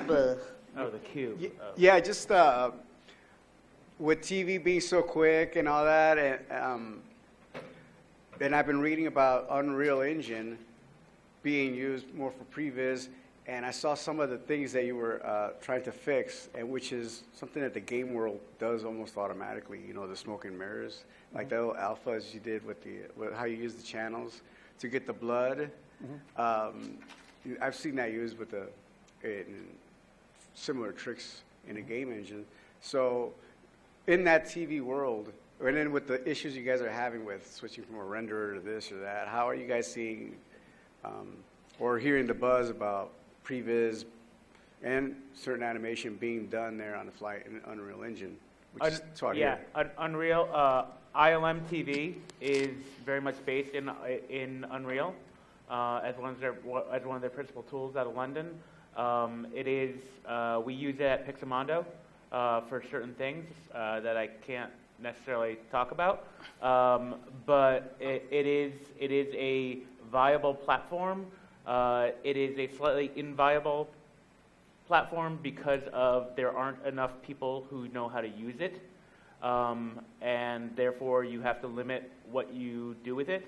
And also for all of the great things that they are putting in Unreal, it still doesn't have all the features of an offline renderer, nor does it do compositing or AOVs or that kind of thing that compositors need. So it's a valuable tool, but it's not a completely 100% viable solution right now. I mean, I'd be happy to do faster renderers, but the paradigm we work with is so heavily on comp and refinement that we don't try to make the final image right out of the box. So for a real-time engine, maybe in the future, I don't see why it wouldn't be, but it's a definite paradigm shift from the way we work now, where it's very heavily based on, layering and comp and refinement, integration into a plate, all that. So you also have to understand with Unreal, you're basically front-loading all of your time into doing all the asset development, and then you get the real-time render, and that's not always viable for a schedule versus doing your development as much as possible and then getting it out to comp where it's much faster for turnaround time. So you got to pick your balance. Cool. I have a question from Twitch. Was there more opportunity for VFX with Netflix for season 4? Yeah. There's a lot. The Lucifer head full effect, which we ended up building full, he talks a lot. It's no more that active. He talks a lot. He delivers a lot of lines. So there's a lot. The season 4 has a lot more CG in it. Some of the episodes are quite huge. Yikes. Yes. Cool. The cube's coming. Oh, wow. Yo, it's a cube. Yeah. Okay. So you talked earlier about how you had to work, with the budgets and what can be done really well there. And I was curious, because I know, I used to work in video myself in a different capacity, and sometimes the people at top can be a little bit fickle. They sometimes change their minds at the last seconds or alter things. I was curious if sometimes during these stages, when you talk to them about what you can do for the episodes or you do to meet it in the tight timelines and the things you have to do, have you guys had to come up with some creative differences or changes, or in some ways help them shape how they're going to tell it because of working around these tight limitations or finding just creative solutions around it? Yeah, I mean, there's lots and lots of shortcuts that have to happen. Our comp folk are miracle workers, and we didn't even mention any of the comp folk that worked on the show. Like, those guys save CGs, but a lot. And CG saves comp a lot, too. With episodic, and all these things, they have an air date. You know what I mean? Yeah. So you kind of have to sometimes present to them, it's like, we're not going to make it. We're not going to make your deadline. So you need to kind of, reevaluate, what's the expectation of what you're really doing. And it is a constant fight because as a client, you're always going to ask for more. And as an artist and a vendor, you're always going to want to give the maximum that you can give. But you're always looking at this bottom line, and it's like we have basically counters that tick down. Like you have bid days on a shot, or you have bid days on an asset, and you're looking at like, okay, we're about up to, oh crap, like, so it's this constant eye on the prize, and we don't. We do this because we love it, but we also do it because we want to be fiscally responsible and make money. If the company is at a constant state of like hemorrhaging cash, people don't get paid. You know what I mean? And there's also, with the consideration of air dates, like we had a show recently that it was sold internationally, and if we didn't get them a shot by Thursday at noon, the international supplier was going to sue the production company on their end. We weren't going to get sued, but they would have gotten sued. So it was kind of like, yeah, all those things that you wanted as changes, we're going to call those CBBs, could be betters. And if you ever come back and you want to have a domestic version that's different from your international version, we would love to. Thanks. So there are parameters that you have to follow, and everybody's pushing them in every direction. That's literally, if you ever wonder, like, what does a producer do? That's what they do. They come to you, say, the client's asking for this, and you go, that's impossible. And they go, well, what can you do? And you tell them what you can do, and they go, great, I will go sell that to them, that's what they're going to get for their money and the time that's allotted. Like, that's usually, even as a supervising artist, usually not your responsibility to give them the bad news. Or let them know what's capable. That's literally what producers are there for. So it's good to let them offload the pain and deal with that side. Yeah, it's good cop, bad cop. But that's also, I think, one of the things you can do in episodic that's much harder in features is you can build that kind of relationship. So it's like, okay, we've been working together for a while, for a couple seasons now. We want to help the show. Let's help you. Here's what we can do. Can we find a creative way around this? And I'll even kind of be kind of glass half full about it. If there's something we could do to make it look better, for those times in which you say that's too much, the way you can get in a better position so you can say that and they believe you and they can work with them is if you're also at times saying, you want to be able to do X, Y, and Z. If we're doing this up, we could also add this in for not much more and make it look that much better. Yeah, for season 4, they really wanted to do all this crazy stuff, and it was like, we basically presented them with like, here's option A and what you think you're going to get. Here's option B and what you think you're going to get. And here's option C. So you've got, the Pinto, you've got the sensible mid-sized sedan, and then you've got your Maserati. And it's like, they're always going to want Maserati. And then they look at the money and they're like, Pinto. And then you end up somewhere into a sensible sedan, in the middle point of it. But we did that on season 4 where we were like, oh, you want that? Oh, we would love to give that to you. Here's what you can get. And then you sort of push that into their court, and then they go away and they negotiate. And surprisingly, what happened a bunch on season 4 was the stuff that we pitched that we didn't think we were going to get, they actually went for. So we were able to do a ton of stuff that was like, oh no, now we got to do a ton of stuff. Okay, alrighty. Yes. Oh. But that's fun. Yeah, and it's great. It's great, but it's also kind of like, can we actually do this? Okay. And then everybody gets the brains together and you go for it. I just told them no. And there is a power of no. Like, you do need somebody to say no. You need strong producers and you do need strong soups. And as an artist, it's sometimes hard when you want to say no, but you do need the strong no's to get the ship kind of aligned. Otherwise, as artists, I think we would always be like, yeah, let's do that thing. That's cool. Okay, so I'm curious on the lighting and stuff like that. So when you render something, and you have a scene, how do you match it so it works in your renders and stuff like that? Because like in a video game or whatever, you can just pull the data from like a PBR shader and just get lighting from the scene. What an HDR for? Yeah, so we normally will get HDR. Yeah. And if we don't, we pretty much just from manually lighting it if we don't get HDR. But we kind of have, even if we don't get like a an EX or whatever. Yeah, it yeah. is. If we don't get that, we will have set photos, so we know like where the windows are and where they're placing light. So we So can like a cube map or something. Well, ACR is a spherical. Spherical It's a high. It's called high dynamic show range. that, That's the what ACR is. spinning- the spinning So it's rod. from. It has all the darks. Yeah. It has all the lights and everywhere in You can- between. And it's a spherical image spinning taken usually with multiple passes of a fisheye lens. And, So, and This stitched is together. from the HDR. So when you put it Right. together, it forms a spherical. But believe it or not, this is where we've been doing this for 25 years.